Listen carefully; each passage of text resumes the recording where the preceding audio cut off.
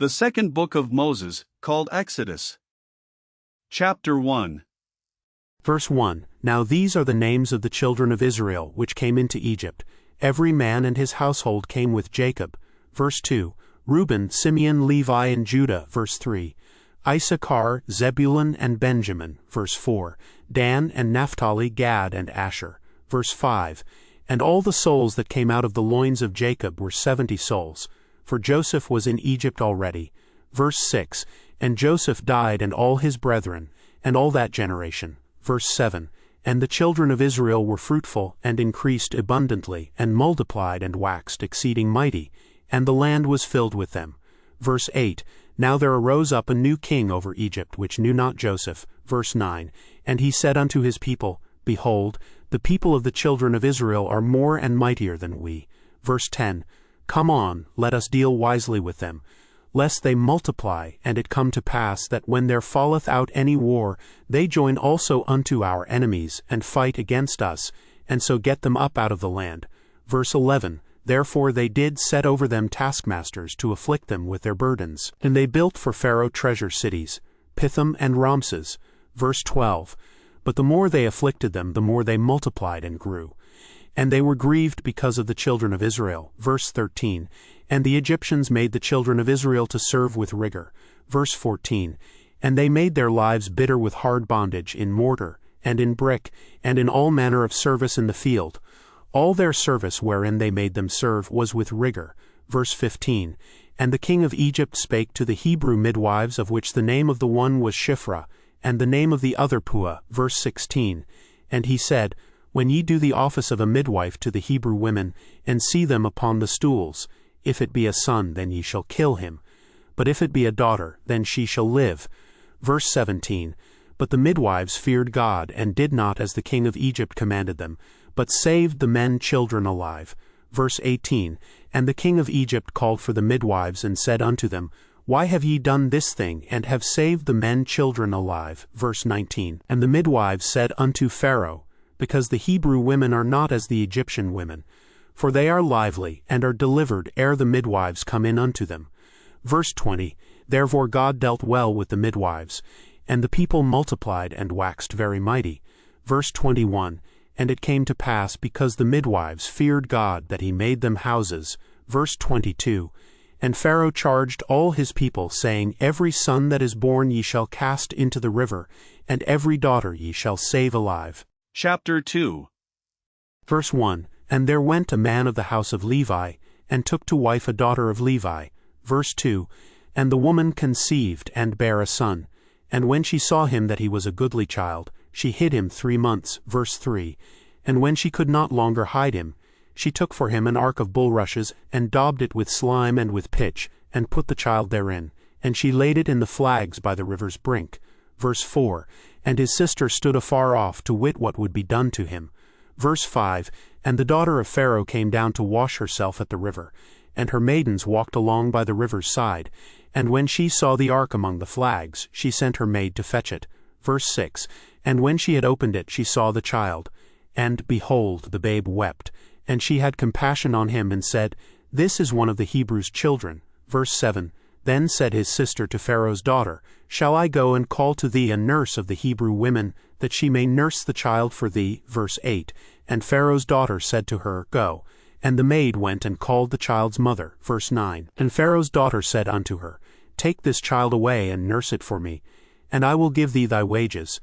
And the woman took the child, and nursed it. Verse 10. And the child grew, and she brought him unto Pharaoh's daughter, and he became her son. And she called his name Moses. And she said, Because I drew him out of the water. Verse 11. And it came to pass in those days, when Moses was grown, that he went out unto his brethren, and looked on their burdens. And he spied an Egyptian smiting an Hebrew, one of his brethren. Verse 12. And he looked this way and that way, and when he saw that there was no man, he slew the Egyptian, and hid him in the sand. Verse 13. And when he went out the second day, behold, 2 men of the Hebrews strove together. And he said to him that did the wrong, Wherefore smittest thou thy fellow? Verse 14. And he said, Who made thee a prince and a judge over us? Intendest thou to kill me, as thou killedst the Egyptian? And Moses feared, and said, Surely this thing is known. Verse 15. Now when Pharaoh heard this thing, he sought to slay Moses. But Moses fled from the face of Pharaoh and dwelt in the land of Midian. And he sat down by a well. Verse 16. Now the priest of Midian had 7 daughters, and they came and drew water, and filled the troughs to water their father's flock. Verse 17. And the shepherds came and drove them away. But Moses stood up and helped them, and watered their flock. Verse 18. And when they came to rule their father, he said, How is it that ye are come so soon today? Verse 19. And they said, An Egyptian delivered us out of the hand of the shepherds, and also drew water enough for us, and watered the flock. Verse 20. And he said unto his daughters, And where is he? Why is it that ye have left the man? Call him, that he may eat bread. Verse 21. And Moses was content to dwell with the man. And he gave Moses Zipporah his daughter. Verse 22. And she bare him a son, and he called his name Gershom, for he said, I have been a stranger in a strange land. Verse 23. And it came to pass in process of time that the king of Egypt died, and the children of Israel sighed by reason of the bondage, and they cried, and their cry came up unto God by reason of the bondage. Verse 24. And God heard their groaning, and God remembered his covenant with Abraham, with Isaac, and with Jacob. Verse 25. And God looked upon the children of Israel, and God had respect unto them. Chapter 3. Verse 1. Now Moses kept the flock of Jethro his father-in-law, the priest of Midian. And he led the flock to the backside of the desert, and came to the mountain of God, even to Horeb. Verse 2. And the angel of the Lord appeared unto him in a flame of fire out of the midst of a bush. And he looked, and behold, the bush burned with fire, and the bush was not consumed. Verse 3. And Moses said, I will now turn aside and see this great sight, why the bush is not burnt. Verse 4. And when the Lord saw that he turned aside to see, God called unto him out of the midst of the bush, and said, Moses, Moses. And he said, Here am I. Verse 5. And he said, Draw not nigh hither, put off thy shoes from off thy feet, for the place whereon thou standest is holy ground. Verse 6. Moreover he said, I am the God of thy father, the God of Abraham, the God of Isaac, and the God of Jacob. And Moses hid his face, for he was afraid to look upon God. Verse 7. And the Lord said, I have surely seen the affliction of my people which are in Egypt, and have heard their cry by reason of their taskmasters, for I know their sorrows. Verse 8. And I am come down to deliver them out of the hand of the Egyptians, and to bring them up out of that land unto a good land and a large, unto a land flowing with milk and honey, unto the place of the Canaanites, and the Hittites, and the Amorites, and the Perizzites, and the Hivites, and the Jebusites. Verse 9. Now therefore, behold, the cry of the children of Israel is come unto me, and I have also seen the oppression wherewith the Egyptians oppress them. Verse 10. Come now therefore, and I will send thee unto Pharaoh, that thou mayest bring forth my people, the children of Israel, out of Egypt. Verse 11. And Moses said unto God, Who am I, that I should go unto Pharaoh, and that I should bring forth the children of Israel out of Egypt? Verse 12. And he said, Still I will be with thee, and this shall be a token unto thee, that I have sent thee. When thou hast brought forth the people out of Egypt, ye shall serve God upon this mountain. Verse 13. And Moses said unto God, Behold, when I come unto the children of Israel, and shall say unto them, The God of your fathers hath sent me unto you, and they shall say to me, What is his name? What shall I say unto them? Verse 14. And God said unto Moses, I am that I am. And he said, Thus shalt thou say unto the children of Israel, I am hath sent me unto you. Verse 15. And God said moreover unto Moses, Thus shalt thou say unto the children of Israel, The Lord God of your fathers, the God of Abraham, the God of Isaac, and the God of Jacob, hath sent me unto you. This is my name forever, and this is my memorial unto all generations. Verse 16. Go and gather the elders of Israel together, and say unto them, The Lord God of your fathers, the God of Abraham, of Isaac, and of Jacob appeared unto me, saying, I have surely visited you, and seen that which is done to you in Egypt. Verse 17. And I have said, I will bring you up out of the affliction of Egypt unto the land of the Canaanites, and the Hittites, and the Amorites, and the Perizzites, and the Hivites, and the Jebusites, unto a land flowing with milk and honey. Verse 18. And they shall hearken to thy voice. And thou shalt come, thou and the elders of Israel, unto the king of Egypt, And ye shall say unto him, The Lord God of the Hebrews hath met with us. And now let us go, we beseech thee, 3 days' journey into the wilderness, that we may sacrifice to the Lord our God. Verse 19, And I am sure that the king of Egypt will not let you go, no, not by a mighty hand. Verse 20, And I will stretch out my hand, and smite Egypt with all my wonders which I will do in the midst thereof, and after that he will let you go. Verse 21, And I will give this people favor in the sight of the Egyptians. And it shall come to pass that when ye go, ye shall not go empty. Verse 22, But every woman shall borrow of her neighbor, and of her that sojourneth in her house, jewels of silver, and jewels of gold, and raiment. And ye shall put them upon your sons and upon your daughters, and ye shall spoil the Egyptians. Chapter 4. Verse 1, And Moses answered and said, But behold, they will not believe me, nor hearken unto my voice. For they will say, The Lord hath not appeared unto thee. Verse 2, And the Lord said unto him, What is that in thine hand? And he said, A rod. Verse 3, And he said, Cast it on the ground. And he cast it on the ground, and it became a serpent, and Moses fled from before it.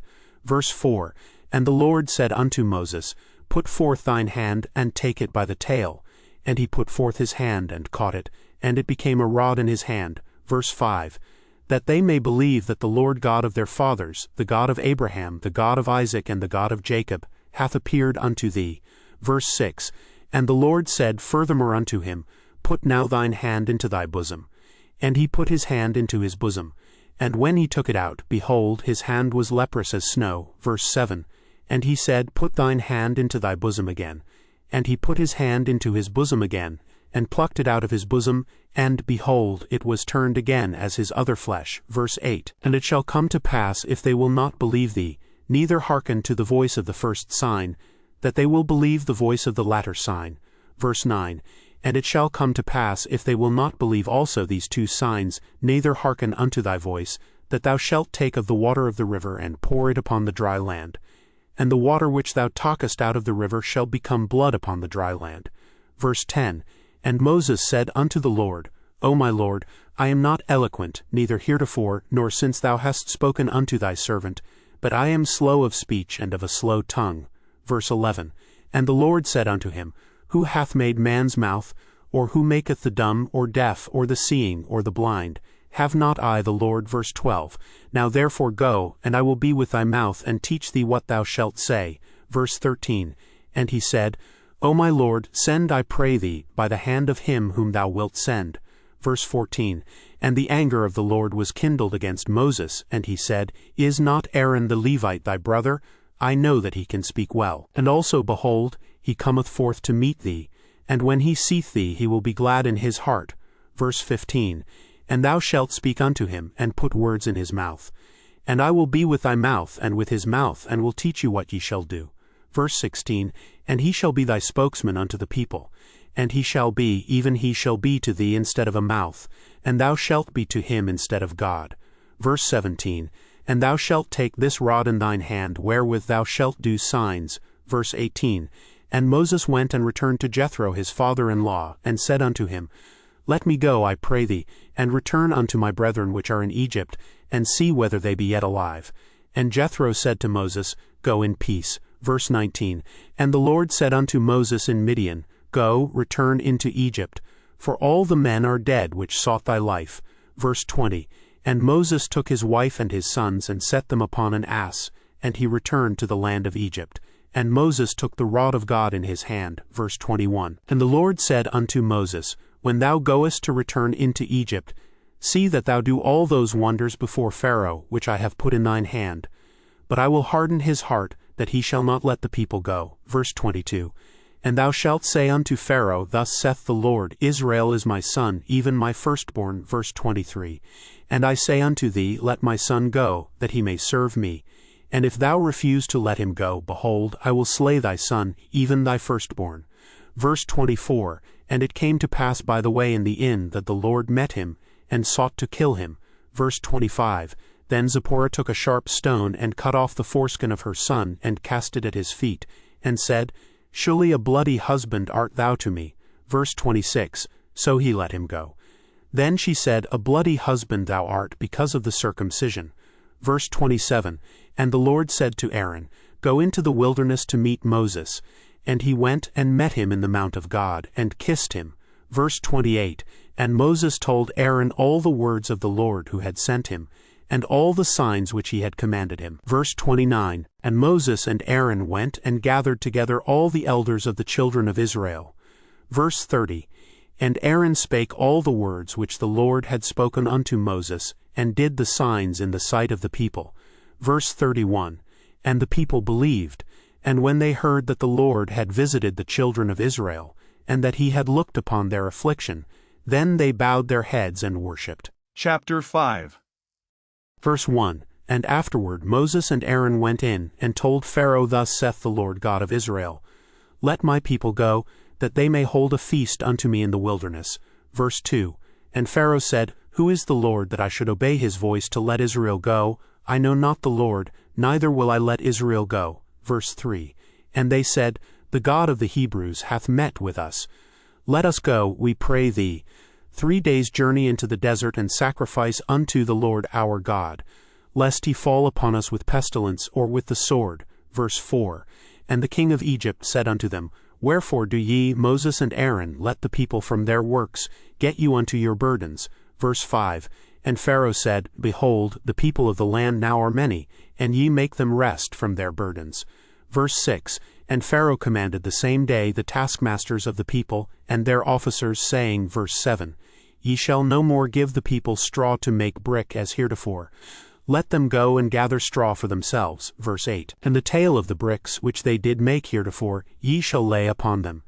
Ye shall not diminish aught thereof, for they be idle, therefore they cry, saying, Let us go and sacrifice to our God. Verse 9, Let their more work be laid upon the men, that they may labor therein, and let them not regard vain words. Verse 10, And the taskmasters of the people went out, and their officers, and they spake to the people, saying, Thus saith Pharaoh, I will not give you straw. Verse 11, Go ye, get you straw where ye can find it, yet not aught of your work shall be diminished. Verse 12, So the people were scattered abroad throughout all the land of Egypt to gather stubble instead of straw. Verse 13, And the taskmasters hasted them, saying, Fulfill your works, your daily tasks, as when there was straw. Verse 14, And the officers of the children of Israel, which Pharaoh's taskmasters had set over them, were beaten and demanded, Wherefore have ye not fulfilled your task in making brick both yesterday and today as heretofore? Verse 15, Then the officers of the children of Israel came and cried unto Pharaoh, saying, Wherefore dealest thou thus with thy servants? Verse 16, There is no straw given unto thy servants, and they say to us, Make brick. And behold, thy servants are beaten. But the fault is in thine own people. Verse 17, But he said, Ye are idle, therefore ye say, Let us go and do sacrifice to the Lord. Verse 18, Go therefore now and work, for there shall no straw be given you, yet shall ye deliver the tale of bricks. Verse 19, And the officers of the children of Israel did see that they were in evil case, after it was said, Ye shall not minish aught from your bricks of your daily task. Verse 20, And they met Moses and Aaron, who stood in the way as they came forth from Pharaoh.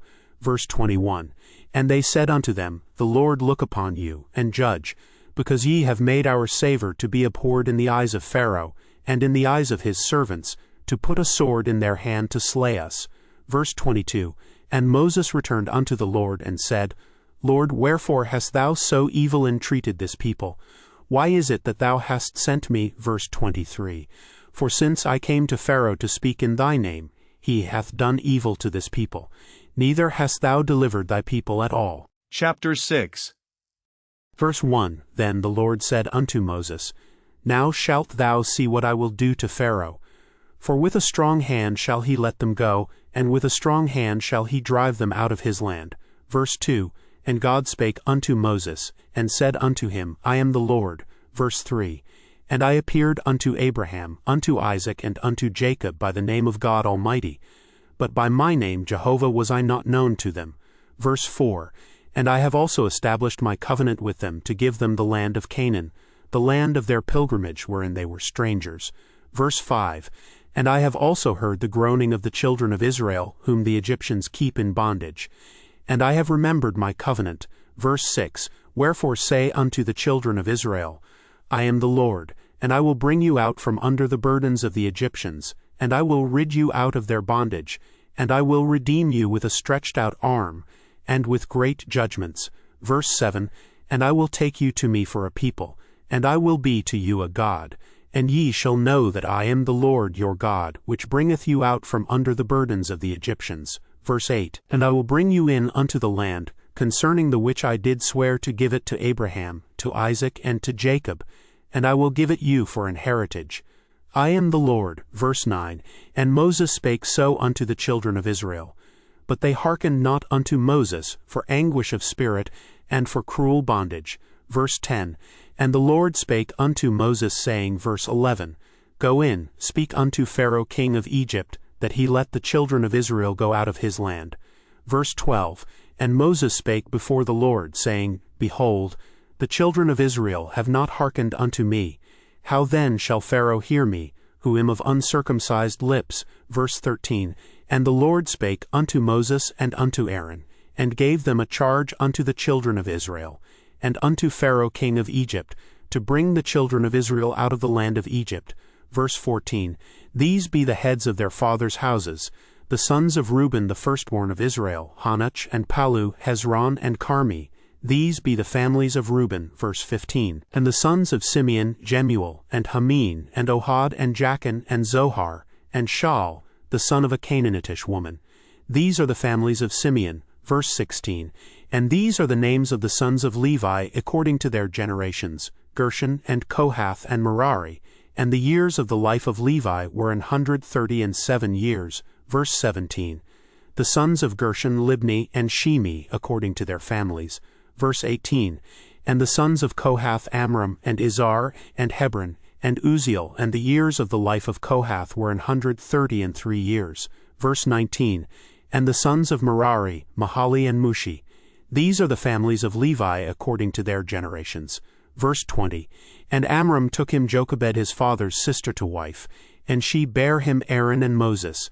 And the years of the life of Amram were 137 years. Verse 21, And the sons of Izhar, Korah, and Nepheg, and Zichri. Verse 22, And the sons of Uzziel, Mishel, and Elzaphan, and Zithri. Verse 23, And Aaron took him Elisheba, daughter of Amminadab, sister of Nahshon, to wife, and she bare him Nadab, and Abihu, Eleazar, and Ithamar. Verse 24, And the sons of Korah, Asir, and Elkanah, and Abiasaph. These are the families of the Korhites. Verse 25, And Eleazar Aaron's son took him one of the daughters of Patiel to wife, and she bare him Phinehas. These are the heads of the fathers of the Levites according to their families. Verse 26, These are that Aaron and Moses to whom the Lord said, Bring out the children of Israel from the land of Egypt according to their armies. Verse 27, These are they which spake to Pharaoh king of Egypt, to bring out the children of Israel from Egypt. These are that Moses and Aaron. Verse 28, And it came to pass on the day when the Lord spake unto Moses in the land of Egypt. Verse 29, That the Lord spake unto Moses, saying, I am the Lord, speak thou unto Pharaoh king of Egypt all that I say unto thee. Verse 30, And Moses said before the Lord, Behold, I am of uncircumcised lips, and how shall Pharaoh hearken unto me? Chapter 7. Verse 1, And the Lord said unto Moses, See, I have made thee a god to Pharaoh, and Aaron thy brother shall be thy prophet. Verse 2, Thou shalt speak all that I command thee, and Aaron thy brother shall speak unto Pharaoh, that he send the children of Israel out of his land. Verse 3, And I will harden Pharaoh's heart, and multiply my signs and my wonders in the land of Egypt. Verse 4, But Pharaoh shall not hearken unto you, that I may lay my hand upon Egypt, and bring forth mine armies and my people the children of Israel out of the land of Egypt by great judgments. Verse 5, And the Egyptians shall know that I am the Lord, when I stretch forth mine hand upon Egypt, and bring out the children of Israel from among them. Verse 6, And Moses and Aaron did as the Lord commanded them. So did they. Verse 7, And Moses was 80 years old, and Aaron 83 years old, when they spake unto Pharaoh. Verse 8, And the Lord spake unto Moses and unto Aaron, saying, Verse 9, When Pharaoh shall speak unto you, saying, Show a miracle for you, then thou shalt say unto Aaron, Take thy rod and cast it before Pharaoh, and it shall become a serpent. Verse 10, And Moses and Aaron went in unto Pharaoh, and they did so as the Lord had commanded. And Aaron cast down his rod before Pharaoh, and before his servants, and it became a serpent. Verse 11, Then Pharaoh also called the wise men and the sorcerers. Now the magicians of Egypt, they also did in like manner with their enchantments. Verse 12, For they cast down every man his rod, and they became serpents. But Aaron's rod swallowed up their rods. Verse 13, And he hardened Pharaoh's heart, that he hearkened not unto them, as the Lord had said.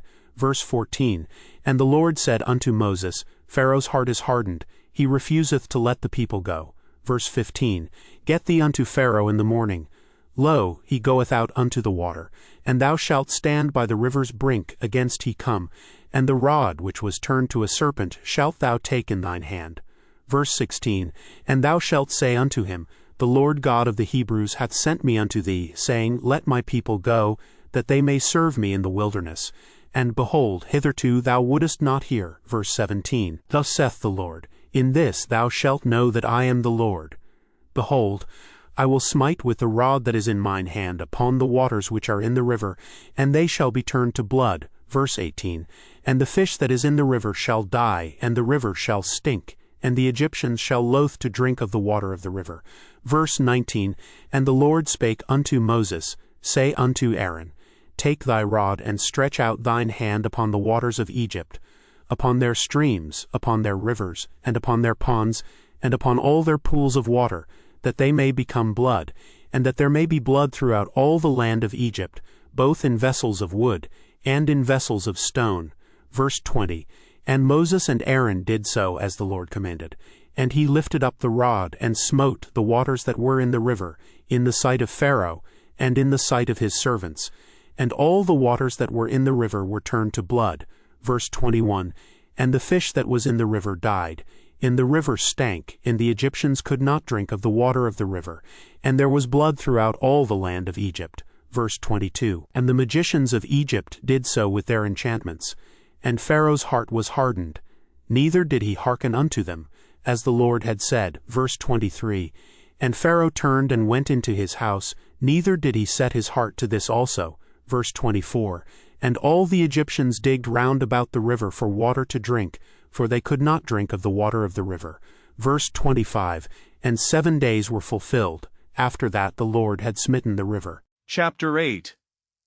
Verse 1, And the Lord spake unto Moses, Go unto Pharaoh, and say unto him, Thus saith the Lord, Let my people go, that they may serve me. Verse 2, And if thou refuse to let them go, behold, I will smite all thy borders with frogs. Verse 3, And the river shall bring forth frogs abundantly, which shall go up and come into thine house, and into thy bedchamber, and upon thy bed, and into the house of thy servants, and upon thy people, and into thine ovens, and into thy kneading troughs. Verse 4, And the frogs shall come up both on thee, and upon thy people, and upon all thy servants. Verse 5, And the Lord spake unto Moses, Say unto Aaron, Stretch forth thine hand with thy rod over the streams, over the rivers, and over the ponds, and cause frogs to come up upon the land of Egypt. Verse 6, And Aaron stretched out his hand over the waters of Egypt, and the frogs came up and covered the land of Egypt. Verse 7, And the magicians did so with their enchantments, and brought up frogs upon the land of Egypt. Verse 8, Then Pharaoh called for Moses and Aaron, and said, Entreat the Lord, that he may take away the frogs from me, and from my people, and I will let the people go, that they may do sacrifice unto the Lord. Verse 9, And Moses said unto Pharaoh, Glory over me, when shall I entreat for thee, and for thy servants, and for thy people, to destroy the frogs from thee and thy houses, that they may remain in the river only? Verse 10, And he said, Tomorrow. And he said, Be it according to thy word, that thou mayest know that there is none like unto the Lord our God. Verse 11, And the frogs shall depart from thee, and from thy houses, and from thy servants, and from thy people. They shall remain in the river only. Verse 12, And Moses and Aaron went out from Pharaoh. And Moses cried unto the Lord because of the frogs which he had brought against Pharaoh. Verse 13, And the Lord did according to the word of Moses. And the frogs died out of the houses, out of the villages, and out of the fields. Verse 14, And they gathered them together upon heaps, and the land stank. Verse 15. But when Pharaoh saw that there was respite, he hardened his heart, and hearkened not unto them, as the Lord had said. Verse 16. And the Lord said unto Moses, Say unto Aaron, Stretch out thy rod, and smite the dust of the land, that it may become lice throughout all the land of Egypt. Verse 17. And they did so, for Aaron stretched out his hand with his rod, and smote the dust of the earth, and it became lice in man and in beast. All the dust of the land became lice throughout all the land of Egypt. Verse 18. And the magicians did so with their enchantments to bring forth lice, but they could not. So there were lice upon man and upon beast. Verse 19. Then the magicians said unto Pharaoh, This is the finger of God. And Pharaoh's heart was hardened, and he hearkened not unto them, as the Lord had said. Verse 20. And the Lord said unto Moses, Rise up early in the morning, and stand before Pharaoh. Lo, he cometh forth to the water, and say unto him, Thus saith the Lord, Let my people go, that they may serve me. Verse 21. Else if thou wilt not let my people go, behold, I will send swarms of flies upon thee, and upon thy servants, and upon thy people, and into thy houses, and the houses of the Egyptians shall be full of swarms of flies, and also the ground whereon they are. Verse 22. And I will sever in that day the land of Goshen in which my people dwell, that no swarms of flies shall be there, to the end thou mayest know that I am the Lord in the midst of the earth. Verse 23. And I will put a division between my people and thy people. Tomorrow shall this sign be. Verse 24. And the Lord did so, and there came a grievous swarm of flies into the house of Pharaoh, and into his servants' houses, and into all the land of Egypt. The land was corrupted by reason of the swarm of flies. Verse 25.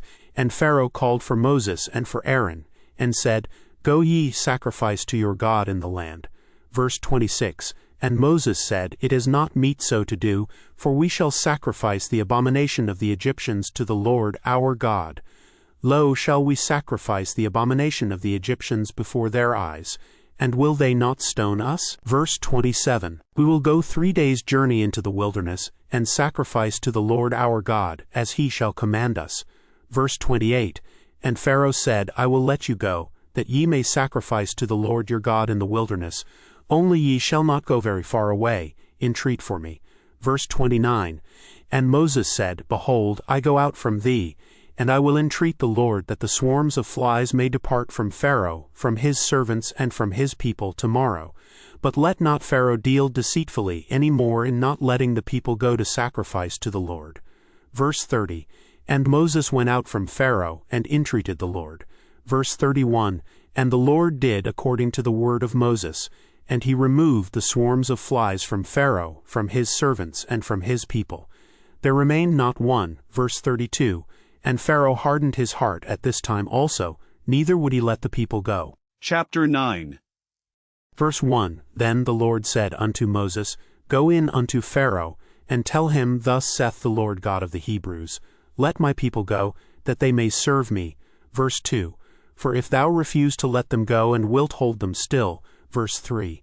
Behold, the hand of the Lord is upon thy cattle which is in the field, upon the horses, upon the asses, upon the camels, upon the oxen, and upon the sheep. There shall be a very grievous murrain. Verse 4. And the Lord shall sever between the cattle of Israel and the cattle of Egypt, and there shall nothing die of all that is the children's of Israel. Verse 5. And the Lord appointed a set time, saying, Tomorrow the Lord shall do this thing in the land. Verse 6. And the Lord did that thing on the morrow, and all the cattle of Egypt died. But of the cattle of the children of Israel died not one. Verse 7. And Pharaoh sent, and behold, there was not one of the cattle of the Israelites dead. And the heart of Pharaoh was hardened, and he did not let the people go. Verse 8. And the Lord said unto Moses and unto Aaron, Take to you handfuls of ashes of the furnace, and let Moses sprinkle it toward the heaven in the sight of Pharaoh. Verse 9. And it shall become small dust in all the land of Egypt, and shall be a boil breaking forth with blains upon man and upon beast, throughout all the land of Egypt. Verse 10. And they took ashes of the furnace, and stood before Pharaoh, and Moses sprinkled it up toward heaven, and it became a boil breaking forth with blains upon man and upon beast. Verse 11. And the magicians could not stand before Moses because of the boils, for the boil was upon the magicians, and upon all the Egyptians. Verse 12. And the Lord hardened the heart of Pharaoh, and he hearkened not unto them, as the Lord had spoken unto Moses. Verse 13. And the Lord said unto Moses, Rise up early in the morning, and stand before Pharaoh, and say unto him, Thus saith the Lord God of the Hebrews, Let my people go, that they may serve me. Verse 14. For I will at this time send all my plagues upon thine heart, and upon thy servants, and upon thy people, that thou mayest know that there is none like me in all the earth. Verse 15. For now I will stretch out my hand, that I may smite thee and thy people with pestilence, and thou shalt be cut off from the earth. Verse 16. And in very deed for this cause have I raised thee up, for to show in thee my power, and that my name may be declared throughout all the earth. Verse 17. As yet exaltest thou thyself against my people, that thou wilt not let them go. Verse 18. Behold, tomorrow about this time I will cause it to rain a very grievous hail, such as hath not been in Egypt since the foundation thereof even until now. Verse 19. Send therefore now, and gather thy cattle and all that thou hast in the field. For upon every man and beast which shall be found in the field, and shall not be brought home, the hail shall come down upon them, and they shall die. Verse 20. He that feared the word of the Lord among the servants of Pharaoh made his servants and his cattle flee into the houses. Verse 21. And he that regarded not the word of the Lord left his servants and his cattle in the field. Verse 22. And the Lord said unto Moses, Stretch forth thine hand toward heaven, that there may be hail in all the land of Egypt, upon man and upon beast, and upon every herb of the field throughout the land of Egypt. Verse 23. And Moses stretched forth his rod toward heaven, and the Lord sent thunder and hail, and the fire ran along upon the ground, and the Lord rained hail upon the land of Egypt. Verse 24. So there was hail and fire mingled with the hail very grievous, such as there was none like it in all the land of Egypt since it became a nation. Verse 25. And the hail smote throughout all the land of Egypt all that was in the field, both man and beast. And the hail smote every herb of the field, and brake every tree of the field. Verse 26. Only in the land of Goshen, where the children of Israel were, was there no hail. Verse 27. And Pharaoh sent and called for Moses and Aaron, and said unto them, I have sinned this time. The Lord is righteous, and I and my people are wicked. Verse 28. Entreat the Lord, for it is enough, that there be no more mighty thunderings and hail, and I will let you go, and ye shall stay no longer. Verse 29. And Moses said unto him, As soon as I am gone out of the city, I will spread abroad my hands unto the Lord, and the thunder shall cease, neither shall there be any more hail, that thou mayest know how that the earth is the Lord's. Verse 30. But as for thee and thy servants, I know that ye will not yet fear the Lord God. Verse 31. And the flax and the barley was smitten, for the barley was in the ear, and the flax was bold. Verse 32. But the wheat and the rye were not smitten, for they were not grown up. Verse 33. And Moses went out of the city from Pharaoh, and spread abroad his hands unto the Lord. And the thunders and hail ceased, and the rain was not poured upon the earth. Verse 34. And when Pharaoh saw that the rain and the hail and the thunders was ceased, he sinned yet more, and hardened his heart, he and his servants. Verse 35. And the heart of Pharaoh was hardened, neither would he let the children of Israel go, as the Lord had spoken by Moses. Chapter 10. Verse 1. And the Lord said unto Moses, Go in unto Pharaoh, for I have hardened his heart and the heart of his servants, that I might show these my signs before him. Verse 2. And that thou mayest tell in the ears of thy son and of thy son's son what things I have wrought in Egypt, and my signs which I have done among them, that ye may know how that I am the Lord. Verse 3. And Moses and Aaron came in unto Pharaoh, and said unto him, Thus saith the Lord God of the Hebrews, How long wilt thou refuse to humble thyself before me? Let my people go, that they may serve me. Verse 4. Else, if thou refuse to let my people go, behold, tomorrow will I bring the locusts into thy coast. Verse 5. And they shall cover the face of the earth, that one cannot be able to see the earth. And they shall eat the residue of that which is escaped, which remaineth unto you from the hail, and shall eat every tree which groweth for you out of the field. Verse 6. And they shall fill thy houses, and the houses of all thy servants, and the houses of all the Egyptians, which neither thy fathers nor thy fathers' fathers have seen, since the day that they were upon the earth unto this day. And he turned himself and went out from Pharaoh. Verse 7. And Pharaoh's servants said unto him, How long shall this man be a snare unto us? Let the men go, that they may serve the Lord their God. Knowest thou not yet that Egypt is destroyed? Verse 8. And Moses and Aaron were brought again unto Pharaoh. And he said unto them, Go, serve the Lord your God. But who are they that shall go? Verse 9. And Moses said, We will go with our young and with our old, with our sons and with our daughters, with our flocks and with our herds will we go, for we must hold a feast unto the Lord. Verse 10. And he said unto them, Let the Lord be so with you, as I will let you go, and your little ones. Look to it, for evil is before you. Verse 11. Not so. Go now ye that are men, and serve the Lord, for that ye did desire. And they were driven out from Pharaoh's presence. Verse 12. And the Lord said unto Moses, Stretch out thine hand over the land of Egypt for the locusts, that they may come up upon the land of Egypt, and eat every herb of the land, even all that the hail hath left. Verse 13. And Moses stretched forth his rod over the land of Egypt, and the Lord brought an east wind upon the land all that day and all that night. And when it was morning, the east wind brought the locusts. Verse 14. And the locust went up over all the land of Egypt, and rested in all the coasts of Egypt. Very grievous were they. Before them there were no such locusts as they, neither after them shall be such. Verse 15. For they covered the face of the whole earth, so that the land was darkened. And they did eat every herb of the land, and all the fruit of the trees which the hail had left. And there remained not any green thing in the trees, or in the herbs of the field, through all the land of Egypt. Verse 16. Then Pharaoh called for Moses and Aaron in haste, and he said, I have sinned against the Lord your God, and against you. Verse 17. Now therefore forgive, I pray thee, my sin only this once, and entreat the Lord your God, that he may take away from me this death only. Verse 18.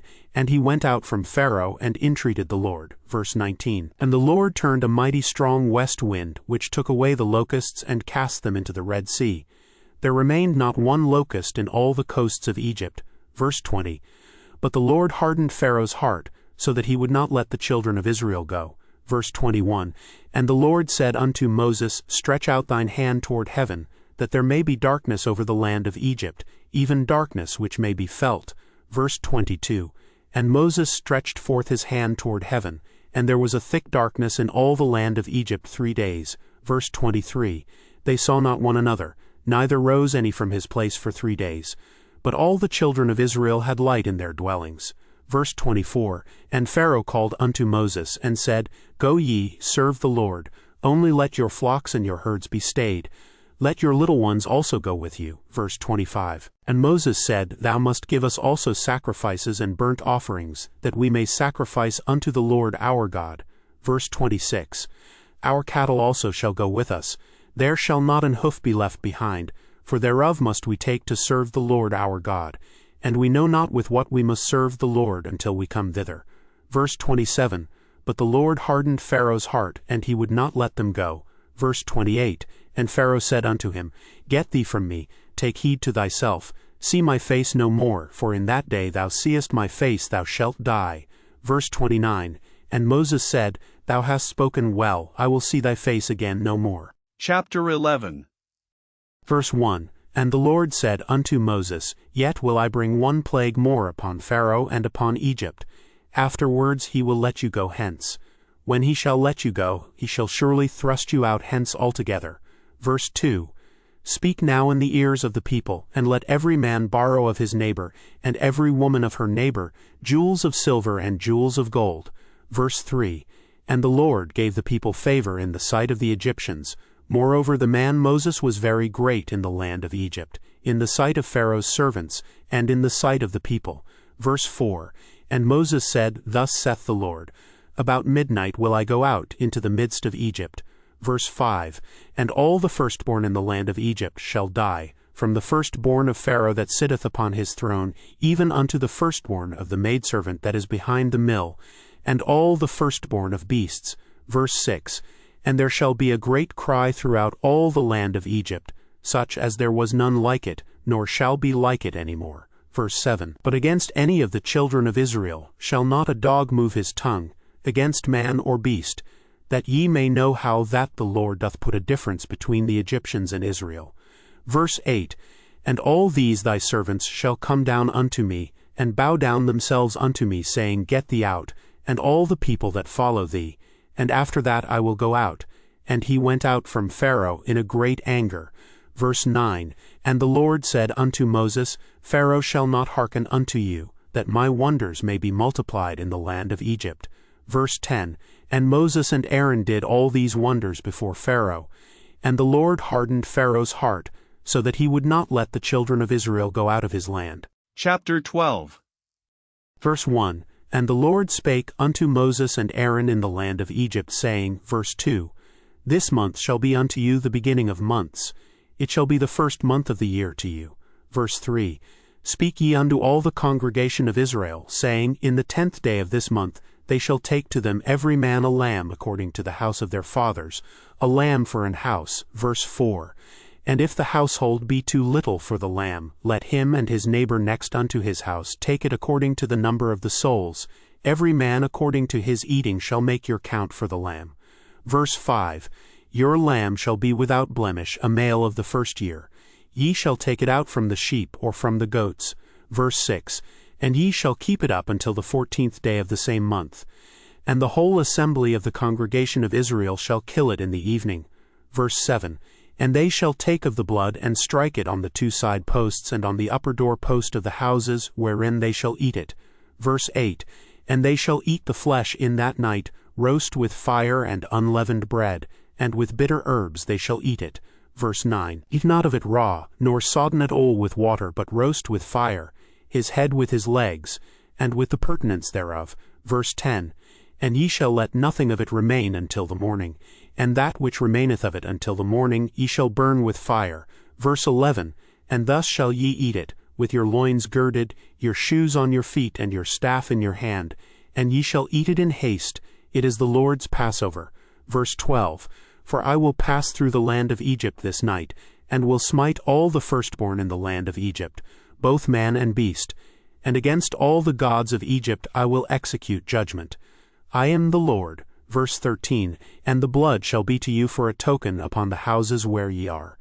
And when I see the blood I will pass over you, and the plague shall not be upon you to destroy you, when I smite the land of Egypt. Verse 14, And this day shall be unto you for a memorial, and ye shall keep it a feast to the Lord throughout your generations. Ye shall keep it a feast by an ordinance forever. Verse 15, 7 days shall ye eat unleavened bread. Even the first day ye shall put away leaven out of your houses. For whosoever eateth leavened bread from the first day until the 7th day, that soul shall be cut off from Israel. Verse 16, And in the first day there shall be an holy convocation, and in the 7th day there shall be an holy convocation to you. No manner of work shall be done in them, save that which every man must eat, that only may be done of you. Verse 17, And ye shall observe the feast of unleavened bread, for in this selfsame day have I brought your armies out of the land of Egypt. Therefore shall ye observe this day in your generations by an ordinance forever. Verse 18, In the first month, on the 14th day of the month at even, ye shall eat unleavened bread, until the 21st day of the month at even. Verse 19, 7 days shall there be no leaven found in your houses. For whosoever eateth that which is leavened, even that soul shall be cut off from the congregation of Israel, whether he be a stranger, or born in the land. Verse 20, Ye shall eat nothing leavened. In all your habitations shall ye eat unleavened bread. Verse 21, Then Moses called for all the elders of Israel, and said unto them, Draw out and take you a lamb according to your families, and kill the Passover. Verse 22, And ye shall take a bunch of hyssop and dip it in the blood that is in the basin, and strike the lintel and the two side posts with the blood that is in the basin. And none of you shall go out at the door of his house until the morning. Verse 23, For the Lord will pass through to smite the Egyptians, and when he seeth the blood upon the lintel, and on the two side posts, the Lord will pass over the door, and will not suffer the destroyer to come in unto your houses to smite you. Verse 24, And ye shall observe this thing for an ordinance to thee and to thy sons forever. Verse 25, And it shall come to pass when ye be come to the land which the Lord will give you, according as he hath promised, that ye shall keep this service. Verse 26, And it shall come to pass when your children shall say unto you, What mean ye by this service? Verse 27, That ye shall say, It is the sacrifice of the Lord's Passover, who passed over the houses of the children of Israel in Egypt, when he smote the Egyptians and delivered our houses. And the people bowed the head and worshipped. Verse 28.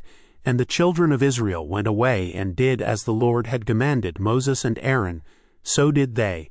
Verse 29. And it came to pass that at midnight the Lord smote all the firstborn in the land of Egypt, from the firstborn of Pharaoh that sat on his throne unto the firstborn of the captive that was in the dungeon, and all the firstborn of cattle. Verse 30. And Pharaoh rose up in the night, he and all his servants and all the Egyptians, and there was a great cry in Egypt, for there was not a house where there was not one dead. Verse 31. And he called for Moses and Aaron by night, and said, Rise up, and get you forth from among my people, both ye and the children of Israel, and go serve the Lord, as ye have said. Verse 32. Although take your flocks and your herds, as ye have said, and be gone, and bless me also. Verse 33. And the Egyptians were urgent upon the people, that they might send them out of the land in haste, for they said, We be all dead men. Verse 34. And the people took their dough before it was leavened, their kneading troughs being bound up in their clothes upon their shoulders. Verse 35. And the children of Israel did according to the word of Moses. And they borrowed of the Egyptians jewels of silver, and jewels of gold, and raiment. Verse 36. And the Lord gave the people favor in the sight of the Egyptians, so that they lent unto them such things as they required. And they spoiled the Egyptians. Verse 37. And the children of Israel journeyed from Ramesses to Succoth, about 600,000 on foot that were men, beside children. Verse 38. And a mixed multitude went up also with them, and flocks and herds, even very much cattle. Verse 39. And they baked unleavened cakes of the dough which they brought forth out of Egypt, for it was not leavened, because they were thrust out of Egypt and could not tarry, neither had they prepared for themselves any victual. Verse 40. Now the sojourning of the children of Israel, who dwelt in Egypt, was 430 years. Verse 41. And it came to pass at the end of the 430 years, even the selfsame day, it came to pass, that all the hosts of the Lord went out from the land of Egypt. Verse 42. It is a night to be much observed unto the Lord for bringing them out from the land of Egypt. This is that night of the Lord to be observed of all the children of Israel in their generations. Verse 43. And the Lord said unto Moses and Aaron, This is the ordinance of the Passover. There shall no stranger eat thereof. Verse 44.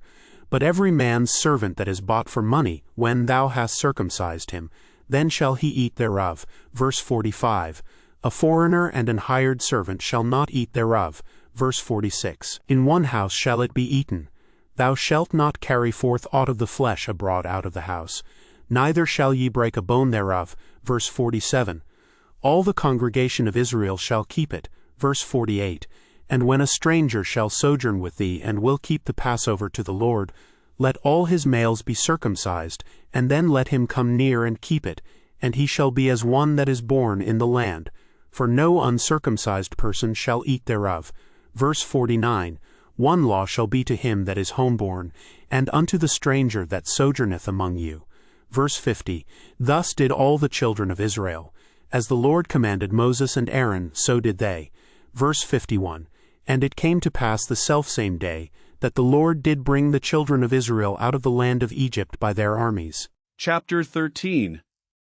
Verse 1. And the Lord spake unto Moses, saying, verse 2, Sanctify unto me all the firstborn, whatsoever openeth the womb among the children of Israel, both of man and of beast.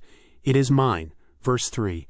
And Moses said unto the people, Remember this day, in which ye came out from Egypt, out of the house of bondage. For by strength of hand the Lord brought you out from this place. There shall no leavened bread be eaten. Verse 4. This day came ye out in the month Abib. Verse 5. And it shall be when the Lord shall bring thee into the land of the Canaanites, and the Hittites, and the Amorites, and the Hivites, and the Jebusites, which he sware unto thy fathers to give thee, a land flowing with milk and honey, that thou shalt keep this service in this month. Verse 6. 7 days thou shalt eat unleavened bread, and in the 7th day shall be a feast to the Lord. Verse 7. Unleavened bread shall be eaten 7 days, and there shall no leavened bread be seen with thee, neither shall there be leaven seen with thee in all thy quarters.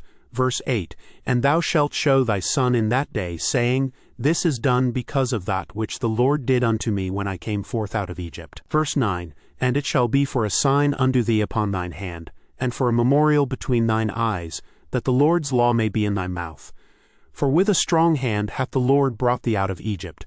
Verse 10, Thou shalt therefore keep this ordinance in his season from year to year. Verse 11, And it shall be when the Lord shall bring thee into the land of the Canaanites, as he sware unto thee and to thy fathers, and shall give it thee. Verse 12, That thou shalt set apart unto the Lord all that openeth the matrix, and every firstling that cometh of a beast which thou hast. The males shall be the Lord's. Verse 13, And every firstling of an ass thou shalt redeem with a lamb. And if thou wilt not redeem it, then thou shalt break his neck. And all the firstborn of man among thy children shalt thou redeem. Verse 14, And it shall be when thy son asketh thee in time to come, saying, What is this? That thou shalt say unto him, By strength of hand, the Lord brought us out from Egypt, from the house of bondage. Verse 15, And it came to pass, when Pharaoh would hardly let us go, that the Lord slew all the firstborn in the land of Egypt, both the firstborn of man and the firstborn of beast. Therefore I sacrifice to the Lord all that openeth the matrix, being males. But all the firstborn of my children I redeem. Verse 16, And it shall be for a token upon thine hand, and for frontlets between thine eyes. For by strength of hand the Lord brought us forth out of Egypt. Verse 17, And it came to pass, when Pharaoh had let the people go, that God led them not through the way of the land of the Philistines, although that was near. For God said, Lest peradventure the people repent when they see war, and they return to Egypt. Verse 18, But God led the people about through the way of the wilderness of the Red Sea, and the children of Israel went up harnessed out of the land of Egypt. Verse 19, And Moses took the bones of Joseph with him, for he had straitly sworn the children of Israel, saying, God will surely visit you, and ye shall carry up my bones away hence with you. Verse 20, And they took their journey from Succoth, and encamped in Etham in the edge of the wilderness. Verse 21, And the Lord went before them by day in a pillar of a cloud, to lead them the way, and by night in a pillar of fire to give them light, to go by day and night. Verse 22, He took not away the pillar of the cloud by day, nor the pillar of fire by night from before the people. Chapter 14. Verse 1, And the Lord spake unto Moses, saying, Verse 2, Speak unto the children of Israel, that they turn and encamp before Piharoth, between Migdol and the sea, over against Baalzephon, before it shall ye encamp by the sea. Verse 3, For Pharaoh will say of the children of Israel, They are entangled in the land, the wilderness hath shut them in. Verse 4, And I will harden Pharaoh's heart, that he shall follow after them, and I will be on it upon Pharaoh, and upon all his host, that the Egyptians may know that I am the Lord. And they did so. Verse 5, And it was told the king of Egypt that the people fled. And the heart of Pharaoh and of his servants was turned against the people. And they said, Why have we done this, that we have let Israel go from serving us? Verse 6, And he made ready his chariot, and took his people with him. Verse 7, And he took 600 chosen chariots, and all the chariots of Egypt, and captains over every one of them. Verse 8, And the Lord hardened the heart of Pharaoh king of Egypt, and he pursued after the children of Israel. And the children of Israel went out with an high hand. Verse 9, But the Egyptians pursued after them, all the horses and chariots of Pharaoh, and his horsemen, and his army, and overtook them encamping by the sea, beside Piharoth, before Baalzephon. Verse 10, And when Pharaoh drew nigh, the children of Israel lifted up their eyes, and behold, the Egyptians marched after them, and they were sore afraid. And the children of Israel cried out unto the Lord. Verse 11, And they said unto Moses, Because there were no graves in Egypt, Hast thou taken us away to die in the wilderness? Wherefore hast thou dealt thus with us to carry us forth out of Egypt? Verse 12, Is not this the word that we did tell thee in Egypt, saying, Let us alone, that we may serve the Egyptians? For it had been better for us to serve the Egyptians, than that we should die in the wilderness. Verse 13, And Moses said unto the people, Fear ye not, stand still, and see the salvation of the Lord, which he will show to you today. For the Egyptians whom ye have seen today, ye shall see them again no more forever. Verse 14, The Lord shall fight for you, and ye shall hold your peace. Verse 15, And the Lord said unto Moses, Wherefore criest thou unto me? Speak unto the children of Israel, that they go forward. Verse 16, But lift thou up thy rod, and stretch out thine hand over the sea, and divide it, and the children of Israel shall go on dry ground through the midst of the sea. Verse 17, And I, behold, I will harden the hearts of the Egyptians, and they shall follow them. And I will get me honor upon Pharaoh, and upon all his host, upon his chariots, and upon his horsemen. Verse 18, And the Egyptians shall know that I am the Lord, when I have gotten me honor upon Pharaoh, upon his chariots, and upon his horsemen. Verse 19, And the angel of God which went before the camp of Israel removed and went behind them. And the pillar of the cloud went from before their face and stood behind them. Verse 20, And it came between the camp of the Egyptians and the camp of Israel, and it was a cloud and darkness to them. But it gave light by night to these, so that the one came not near the other all the night. Verse 21, And Moses stretched out his hand over the sea, and the Lord caused the sea to go back by a strong east wind all that night, and made the sea dry land, and the waters were divided. Verse 22, And the children of Israel went into the midst of the sea upon the dry ground, and the waters were a wall unto them on their right hand, and on their left. Verse 23, And the Egyptians pursued and went in after them to the midst of the sea, even all Pharaoh's horses, his chariots, and his horsemen. Verse 24, And it came to pass that in the morning watch the Lord looked unto the host of the Egyptians through the pillar of fire and of the cloud, and troubled the host of the Egyptians. Verse 25, And took off their chariot wheels, that they drave them heavily. So that the Egyptians said, Let us flee from the face of Israel, for the Lord fighteth for them against the Egyptians. Verse 26, And the Lord said unto Moses, Stretch out thine hand over the sea, that the waters may come again upon the Egyptians, upon their chariots, and upon their horsemen.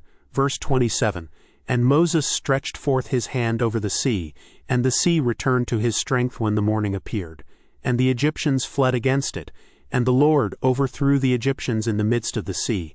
Verse 28, And the waters returned, and covered the chariots, and the horsemen, and all the host of Pharaoh that came into the sea after them.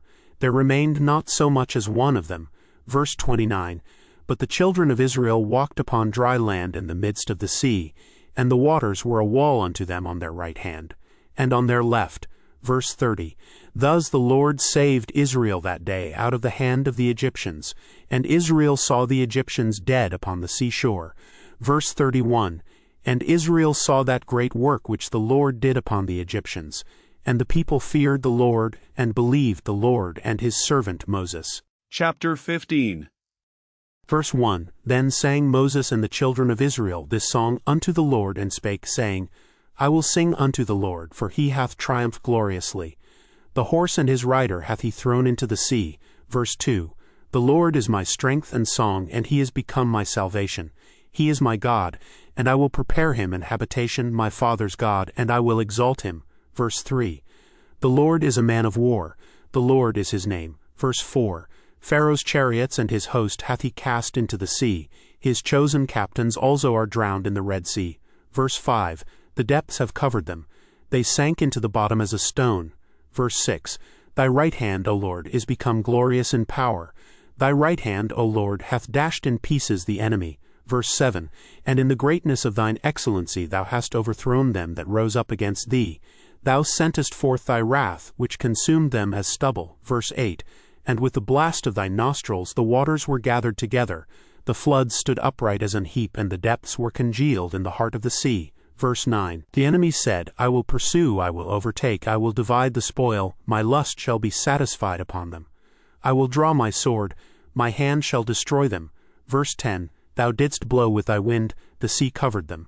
They sank as lead in the mighty waters. Verse 11, Who is like unto thee, O Lord, among the gods? Who is like thee, glorious in holiness, fearful in praises, doing wonders? Verse 12, Thou stretchedst out thy right hand, the earth swallowed them. Verse 13, Thou in thy mercy hast led forth the people which thou hast redeemed. Thou hast guided them in thy strength unto thy holy habitation. Verse 14, The people shall hear and be afraid. Sorrow shall take hold on the inhabitants of Palestina. Verse 15, Then the dukes of Edom shall be amazed. The mighty men of Moab trembling shall take hold upon them. All the inhabitants of Canaan shall melt away. Verse 16, fear and dread shall fall upon them. By the greatness of thine arm they shall be as still as a stone till thy people pass over, O Lord, till the people pass over which thou hast purchased. Verse 17, thou shalt bring them in, and plant them in the mountain of thine inheritance, in the place, O Lord, which thou hast made for thee to dwell in the sanctuary, O Lord, which thy hands have established.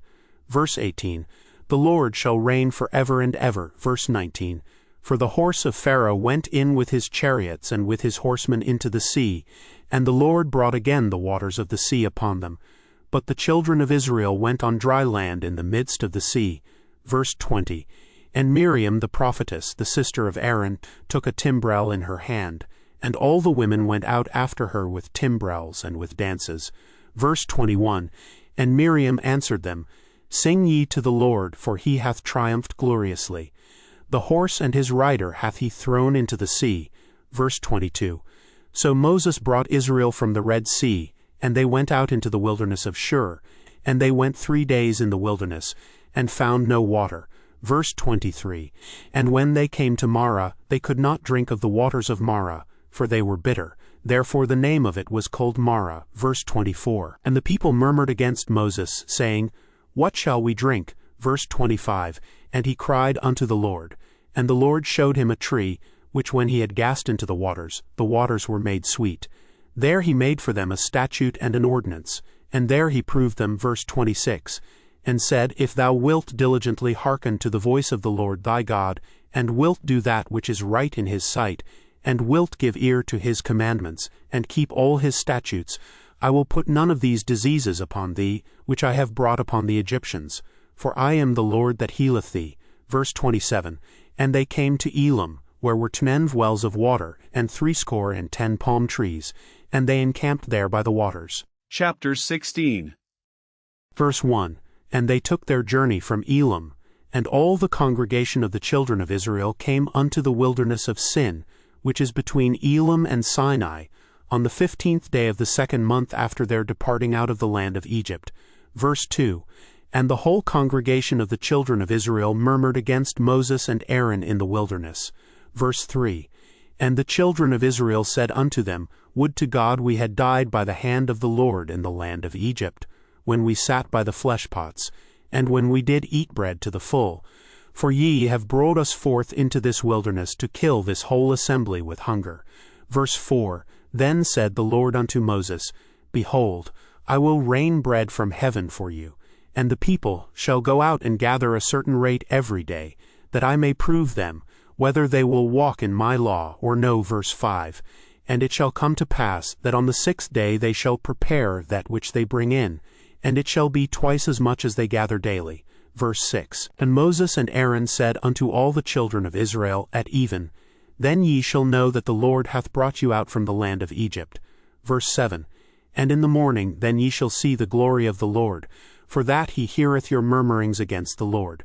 And what are we that ye murmur against us? Verse 8, and Moses said, this shall be when the Lord shall give you in the evening flesh to eat, and in the morning bread to the full, for that the Lord heareth your murmurings which ye murmur against him. And what are we? Your murmurings are not against us, but against the Lord. Verse 9, and Moses spake unto Aaron, say unto all the congregation of the children of Israel, come near before the Lord, for he hath heard your murmurings. Verse 10, and it came to pass as Aaron spake unto the whole congregation of the children of Israel, that they looked toward the wilderness, and, behold, the glory of the Lord appeared in the cloud. Verse 11, and the Lord spake unto Moses, saying, verse 12, I have heard the murmurings of the children of Israel. Speak unto them, saying, at even ye shall eat flesh, and in the morning ye shall be filled with bread, and ye shall know that I am the Lord your God. Verse 13, and it came to pass that at even the quails came up and covered the camp. And in the morning the dew lay round about the host. Verse 14, and when the dew that lay was gone up, behold, upon the face of the wilderness there lay a small round thing, as small as the hoar frost on the ground. Verse 15, and when the children of Israel saw it, they said one to another, it is manna, for they wist not what it was. And Moses said unto them, this is the bread which the Lord hath given you to eat. Verse 16. This is the thing which the Lord hath commanded. Gather of it every man according to his eating, an omer for every man according to the number of your persons. Take ye every man for them which are in his tents. Verse 17. And the children of Israel did so, and gathered, some more, some less. Verse 18. And when they did meet it with an omer, he that gathered much had nothing over, and he that gathered little had no lack. They gathered every man according to his eating. Verse 19. And Moses said, Let no man leave of it till the morning. Verse 20. Notwithstanding they hearkened not unto Moses, but some of them left of it until the morning, and it bred worms and stank, and Moses was wroth with them. Verse 21. And they gathered it every morning, every man according to his eating. And when the sun waxed hot, it melted. Verse 22. And it came to pass that on the 6th day they gathered twice as much bread, 2 omers for one man. And all the rulers of the congregation came and told Moses. Verse 23. And he said unto them, This is that which the Lord hath said, Tomorrow is the rest of the holy Sabbath unto the Lord. Bake that which ye will bake today, and seethe that ye will seethe, and that which remaineth over lay up for you to be kept until the morning. Verse 24. And they laid it up till the morning, as Moses bade, and it did not stink, neither was there any worm therein. Verse 25. And Moses said, Eat that today, for today is a Sabbath unto the Lord. Today ye shall not find it in the field. Verse 26. 6 days ye shall gather it, but on the 7th day, which is the Sabbath, in it there shall be none. Verse 27. And it came to pass that there went out some of the people on the 7th day for to gather, and they found none. Verse 28. And the Lord said unto Moses, How long refuse ye to keep my commandments and my laws? Verse 29. See, for that the Lord hath given you the Sabbath, therefore he giveth you on the 6th day the bread of 2 days. Abide ye every man in his place, let no man go out of his place on the 7th day. Verse 30. So the people rested on the 7th day. Verse 31. And the house of Israel called the name thereof manna, and it was like coriander seed white, and the taste of it was like wafers made with honey. Verse 32. And Moses said, This is the thing which the Lord commandeth. Fill an omer of it to be kept for your generations, that they may see the bread wherewith I have fed you in the wilderness, when I brought you forth from the land of Egypt. Verse 33. And Moses said unto Aaron, Take a pot, and put an omer full of manna therein, and lay it up before the Lord to be kept for your generations. Verse 34. As the Lord commanded Moses, so Aaron laid it up before the testimony to be kept. Verse 35. And the children of Israel did eat manna 40 years, until they came to a land inhabited. They did eat manna, until they came unto the borders of the land of Canaan. Verse 36. Now an omer is the 10th part of an ephah. Chapter 17. Verse 1. And all the congregation of the children of Israel journeyed from the wilderness of Sin after their journeys, according to the commandment of the Lord, and pitched in Rephidim. And there was no water for the people to drink. Verse 2. Wherefore the people did chide with Moses, and said, Give us water that we may drink. And Moses said unto them, Why chide ye with me? Wherefore do ye tempt the Lord? Verse 3. And the people thirsted there for water. And the people murmured against Moses, and said, Wherefore is this that thou hast brought us up out of Egypt, to kill us and our children and our cattle with thirst? Verse 4. And Moses cried unto the Lord, saying, What shall I do unto this people? They be almost ready to stone me. Verse 5. And the Lord said unto Moses, Go on before the people, and take with thee of the elders of Israel, and thy rod wherewith thou smottest the river, take in thine hand, and go. Verse 6. Behold, I will stand before thee there upon the rock in Horeb, and thou shalt smite the rock, and there shall come water out of it, that the people may drink. And Moses did so in the sight of the elders of Israel. Verse 7. And he called the name of the place Massah and Meribah, because of the chiding of the children of Israel, and because they tempted the Lord, saying, Is the Lord among us or not? Verse 8. Then came Amalek, and fought with Israel in Rephidim. Verse 9. And Moses said unto Joshua, Choose us out men, and go out fight with Amalek. Tomorrow I will stand on the top of the hill with the rod of God in mine hand. Verse 10. So Joshua did as Moses had said to him, and fought with Amalek. And Moses, Aaron, and Hur went up to the top of the hill. Verse 11. And it came to pass when Moses held up his hand, that Israel prevailed. And when he let down his hand, Amalek prevailed. Verse 12. But Moses' hands were heavy, and they took a stone and put it under him, and he sat thereon. And Aaron and Hur stayed up his hands, the one on the one side and the other on the other side, and his hands were steady until the going down of the sun. Verse 13. And Joshua discomfited Amalek and his people with the edge of the sword. Verse 14. And the Lord said unto Moses, Write this for a memorial in a book, and rehearse it in the ears of Joshua. For I will utterly put out the remembrance of Amalek from under heaven. Verse 15. And Moses built an altar, and called the name of it Jehovah Nissi. Verse 16. For he said, Because the Lord hath sworn that the Lord will have war with Amalek from generation to generation. Chapter 18. Verse 1. When Jethro, the priest of Midian, Moses' father-in-law, heard of all that God had done for Moses and for Israel his people, and that the Lord had brought Israel out of Egypt. Verse 2. Then Jethro, Moses' father-in-law, took Zipporah, Moses' wife, after he had sent her back. Verse 3. And her 2 sons, of which the name of the one was Gershom, for he said, I have been an alien in a strange land. Verse 4. And the name of the other was Eleazar, for the God of my father, said he, was mine help, and delivered me from the sword of Pharaoh. Verse 5. And Jethro, Moses' father-in-law, came with his sons and his wife unto Moses into the wilderness, where he encamped at the mount of God. Verse 6. And he said unto Moses, I thy father-in-law Jethro am come unto thee, and thy wife and her 2 sons with her. Verse 7. And Moses went out to meet his father-in-law, and did obeisance, and kissed him. And they asked each other of their welfare, and they came into the tent. Verse 8. And Moses told his father-in-law all that the Lord had done unto Pharaoh and to the Egyptians for Israel's sake, and all the travail that had come upon them by the way, and how the Lord delivered them. Verse 9. And Jethro rejoiced for all the goodness which the Lord had done to Israel, whom he had delivered out of the hand of the Egyptians. Verse 10. And Jethro said, Blessed be the Lord, who hath delivered you out of the hand of the Egyptians, and out of the hand of Pharaoh, who hath delivered the people from under the hand of the Egyptians. Verse 11. Now I know that the Lord is greater than all gods. For in the thing wherein they dealt proudly, he was above them. Verse 12.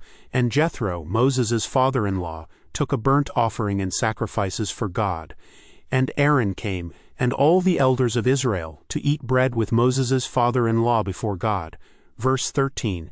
And it came to pass on the morrow that Moses sat to judge the people. And the people stood by Moses from the morning unto the evening. Verse 14.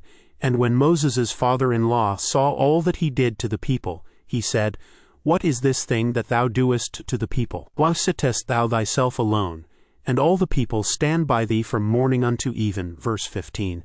And Moses said unto his father-in-law, Because the people come unto me to inquire of God. Verse 16. When they have a matter they come unto me, and I judge between one and another, and I do make them know the statutes of God and his laws. Verse 17. And Moses' father-in-law said unto him, The thing that thou doest is not good.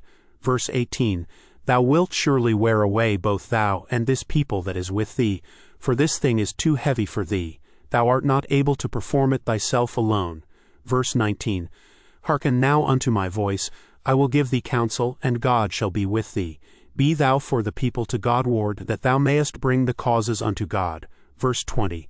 And thou shalt teach them ordinances and laws, and shalt show them the way wherein they must walk, and the work that they must do. Verse 21. Moreover thou shalt provide out of all the people able men, such as fear God, men of truth hating covetousness, and place such over them, to be rulers of thousands, and rulers of hundreds, rulers of 50s, and rulers of 10s. Verse 22. And let them judge the people at all seasons, and it shall be that every great matter they shall bring unto thee, but every small matter they shall judge. So shall it be easier for thyself, and they shall bear the burden with thee. Verse 23. If thou shalt do this thing, and God command thee so, then thou shalt be able to endure. And all this people shall also go to their place in peace. Verse 24. So Moses hearkened to the voice of his father-in-law, and did all that he had said. Verse 25. And Moses chose able men out of all Israel, and made them heads over the people, rulers of thousands, rulers of hundreds, rulers of 50s, and rulers of 10s. Verse 26. And they judged the people at all seasons. The hard causes they brought unto Moses, but every small matter they judged themselves. Verse 27. And Moses let his father-in-law depart, and he went his way into his own land. Chapter 19. Verse 1. In the 3rd month, when the children of Israel were gone forth out of the land of Egypt, the same day came they into the wilderness of Sinai. Verse 2. For they were departed from Rephidim, and were come to the desert of Sinai, and had pitched in the wilderness. And there Israel camped before the mount. Verse 3. And Moses went up unto God, and the Lord called unto him out of the mountain, saying, Thus shalt thou say to the house of Jacob, and tell the children of Israel. Verse 4.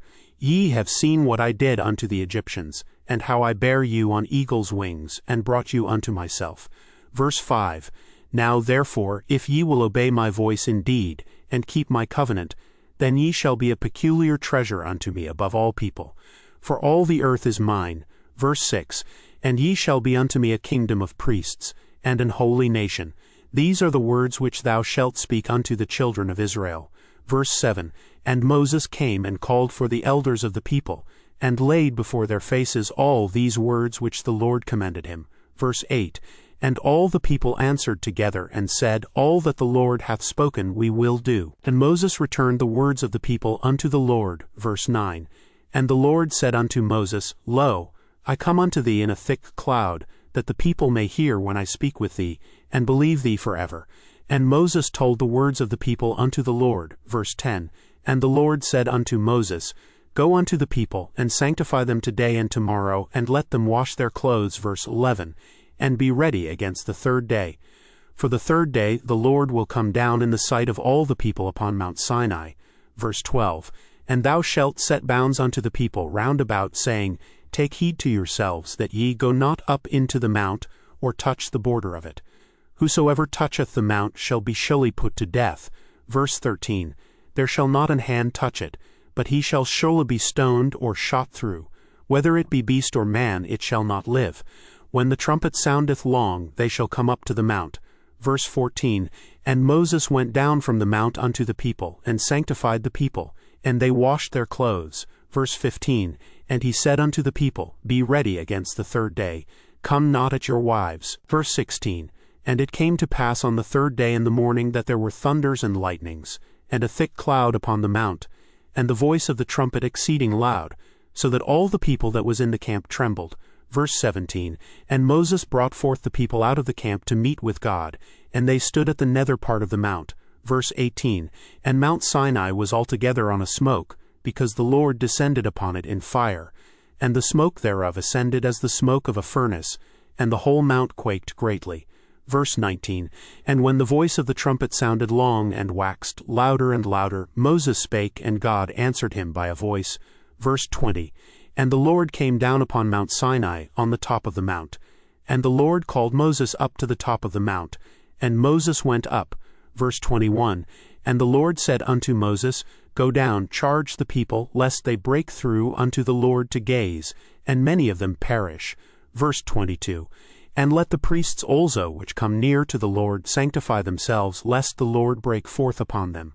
Verse 23. And Moses said unto the Lord, The people cannot come up to Mount Sinai, for thou chargedest us, saying, Set bounds about the mount, and sanctify it.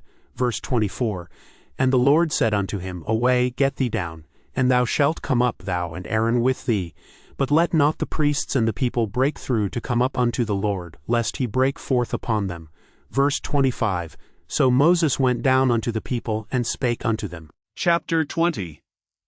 Verse 1. And God spake all these words, saying, Verse 2.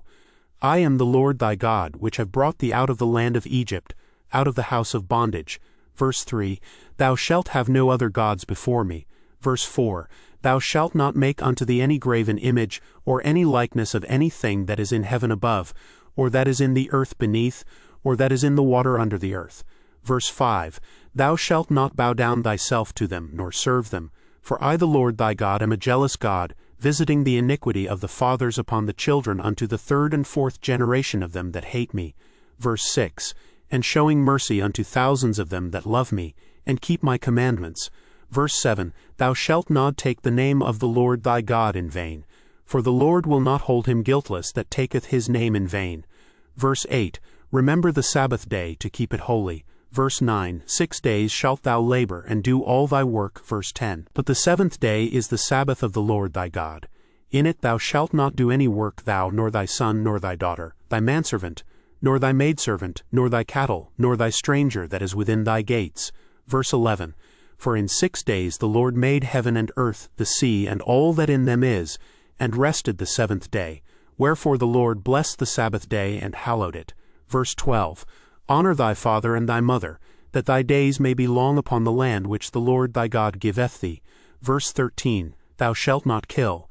Verse 14, Thou shalt not commit adultery. Verse 15, Thou shalt not steal. Verse 16, Thou shalt not bear false witness against thy neighbor. Verse 17, Thou shalt not covet thy neighbor's house.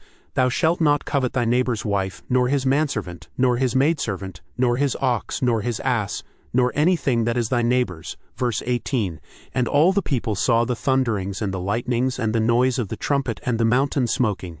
And when the people saw it, they removed and stood afar off. Verse 19, And they said unto Moses, Speak thou with us, and we will hear, but let not God speak with us, lest we die. Verse 20, And Moses said unto the people, Fear not, for God is come to prove you, and that his fear may be before your faces, that ye sin not. Verse 21, And the people stood afar off, and Moses drew near unto the thick darkness where God was. Verse 22, And the Lord said unto Moses, Thus thou shalt say unto the children of Israel, Ye have seen that I have talked with you from heaven. Verse 23, Ye shall not make with me gods of silver, neither shall ye make unto you gods of gold. Verse 24, An altar of earth thou shalt make unto me, and shalt sacrifice thereon thy burnt offerings, and thy peace offerings, thy sheep and thine oxen. In all places where I record my name I will come unto thee, and I will bless thee. Verse 25, And if thou wilt make me an altar of stone, thou shalt not build it of hewn stone. For if thou lift up thy tool upon it, thou hast polluted it. Verse 26, Thither shalt thou go up by steps unto mine altar, that thy nakedness be not discovered thereon. Chapter 21. Verse 1, Now these are the judgments which thou shalt set before them. Verse 2, If thou buy an Hebrew servant, 6 years he shall serve, and in the 7th he shall go out free for nothing. Verse 3, If he came in by himself, he shall go out by himself. If he were married, then his wife shall go out with him. Verse 4, If his master have given him a wife, and she have borne him sons or daughters, the wife and her children shall be her master's, and he shall go out by himself. Verse 5, And if the servant shall plainly say, I love my master, my wife, and my children, I will not go out free. Verse 6, Then his master shall bring him unto the judges. He shall also bring him to the door, or unto the doorpost, and his master shall bore his ear through with an awl, and he shall serve him forever. Verse 7, And if a man sell his daughter to be a maidservant, she shall not go out as the menservants do. Verse 8, If she please not her master who hath betrothed her to himself, then shall he let her be redeemed. To sell her unto a strange nation he shall have no power, seeing he hath dealt deceitfully with her. Verse 9, And if he have betrothed her unto his son, he shall deal with her after the manner of daughters. Verse 10, If he take him another wife, her food, her raiment, and her duty of marriage shall he not diminish. Verse 11, And if he do not these 3 unto her, then shall she go out free without money. Verse 12, He that smiteth a man so that he die shall be surely put to death. Verse 13, And if a man lie not in wait, but God deliver him into his hand, then I will appoint thee a place whither he shall flee. Verse 14, But if a man come presumptuously upon his neighbor to slay him with guile, thou shalt take him from mine altar, that he may die. Verse 15, And he that smiteth his father or his mother shall be surely put to death. Verse 16, And he that stealeth a man and selleth him, or if he be found in his hand, he shall surely be put to death. Verse 17, And he that curseth his father or his mother shall surely be put to death.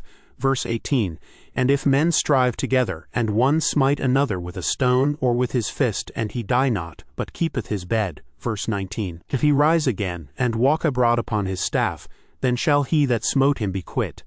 Only he shall pay for the loss of his time, and shall cause him to be thoroughly healed. Verse 20, And if a man smite his servant or his maid with a rod and he die under his hand, he shall be surely punished. Verse 21 Notwithstanding, if he continue a day or two, he shall not be punished, for he is his money. Verse 22 If men strive and hurt a woman with child, so that her fruit depart from her, and yet no mischief follow, he shall be surely punished, according as the woman's husband will lay upon him, and he shall pay as the judges determine. Verse 23 And if any mischief follow, then thou shalt give life for life. Verse 24 Eye for eye, tooth for tooth, hand for hand, foot for foot. Verse 25 Burning for burning, wound for wound, stripe for stripe. Verse 26 And if a man smite the eye of his servant, or the eye of his maid, that it perish, he shall let him go free for his eye's sake. Verse 27 And if he smite out his manservant's tooth, or his maidservant's tooth, he shall let him go free for his tooth's sake. Verse 28 If an ox gore a man or a woman that they die, then the ox shall be surely stoned, and his flesh shall not be eaten, but the owner of the ox shall be quit. Verse 29 But if the ox were wont to push with his horn in time past, and it hath been testified to his owner, and he hath not kept him in, but that he hath killed a man or a woman, the ox shall be stoned, and his owner also shall be put to death. Verse 30 If there be laid on him a sum of money, then he shall give for the ransom of his life whatsoever is laid upon him. Verse 31 Whether he have gored a son or have gored a daughter, according to this judgment shall it be done unto him. Verse 32 If the ox shall push a manservant or a maidservant, he shall give unto their master 30 shekels of silver, and the ox shall be stoned. Verse 33 And if a man shall open a pit, or if a man shall dig a pit, and not cover it, and an ox or an ass fall therein. Verse 34 The owner of the pit shall make it good, and give money unto the owner of them, and the dead beast shall be his. Verse 35 And if one man's ox hurt another's, that he die, then they shall sell the live ox and divide the money of it, and the dead ox also they shall divide. Verse 36 Or if it be known that the ox hath used to push in time past, and his owner hath not kept him in, he shall surely pay ox for ox, and the dead shall be his own. Chapter 22 Verse 1 If a man shall steal an ox or a sheep and kill it or sell it, he shall restore 5 oxen for an ox, and 4 sheep for a sheep. Verse 2 If a thief be found breaking up and be smitten that he die, there shall no blood be shed for him. Verse 3 If the sun be risen upon him, there shall be blood shed for him, for he should make full restitution. If he have nothing, then he shall be sold for his theft. Verse 4 If the theft be certainly found in his hand alive, whether it be ox or ass or sheep, he shall restore double. Verse 5 If a man shall cause a field or vineyard to be eaten, and shall put in his beast, and shall feed in another man's field, of the best of his own field, and of the best of his own vineyard, shall he make restitution. Verse 6 If fire break out and catch in thorns, so that the stacks of corn, or the standing corn, or the field be consumed therewith, he that kindled the fire shall surely make restitution. Verse 7 If a man shall deliver unto his neighbor money or stuff to keep, and it be stolen out of the man's house, if the thief be found, let him pay double. Verse 8 If the thief be not found, then the master of the house shall be brought unto the judges, to see whether he have put his hand unto his neighbor's goods. Verse 9 For all manner of trespass, whether it be for ox, for ass, for sheep, for raiment, or for any manner of lost thing which another challengeth to be his, the cause of both parties shall come before the judges, and whom the judges shall condemn, he shall pay double unto his neighbor. Verse 10 If a man deliver unto his neighbor an ass, or an ox, or a sheep, or any beast, to keep, and it die, or be hurt, or driven away, no man seeing it. Verse 11 Then shall an oath of the Lord be between them both, that he hath not put his hand unto his neighbor's goods, and the owner of it shall accept thereof, and he shall not make it good. Verse 12 And if it be stolen from him, he shall make restitution unto the owner thereof. Verse 13 If it be torn in pieces, then let him bring it for witness, and he shall not make good that which was torn. Verse 14 And if a man borrow aught of his neighbor, and it be hurt, or die, the owner thereof being not with it, he shall surely make it good. Verse 15 But if the owner thereof be with it, he shall not make it good. If it be an hired thing, it came for his hire. Verse 16 And if a man entice a maid that is not betrothed, and lie with her, he shall surely endow her to be his wife. Verse 17, If her father utterly refuse to give her unto him, he shall pay money according to the dowry of virgins. Verse 18, Thou shalt not suffer a witch to live. Verse 19, Whosoever lieth with a beast shall surely be put to death. Verse 20, He that sacrificeth unto any god save unto the Lord only, he shall be utterly destroyed. Verse 21, Thou shalt neither vex a stranger nor oppress him, for ye were strangers in the land of Egypt. Verse 22, Ye shall not afflict any widow or fatherless child. Verse 23, If thou afflict them in any wise, and they cry at all unto me, I will surely hear their cry. Verse 24, And my wrath shall wax hot, and I will kill you with the sword, and your wives shall be widows, and your children fatherless. Verse 25, If thou lend money to any of my people that is poor by thee, thou shalt not be to him as an usurer, neither shalt thou lay upon him usury.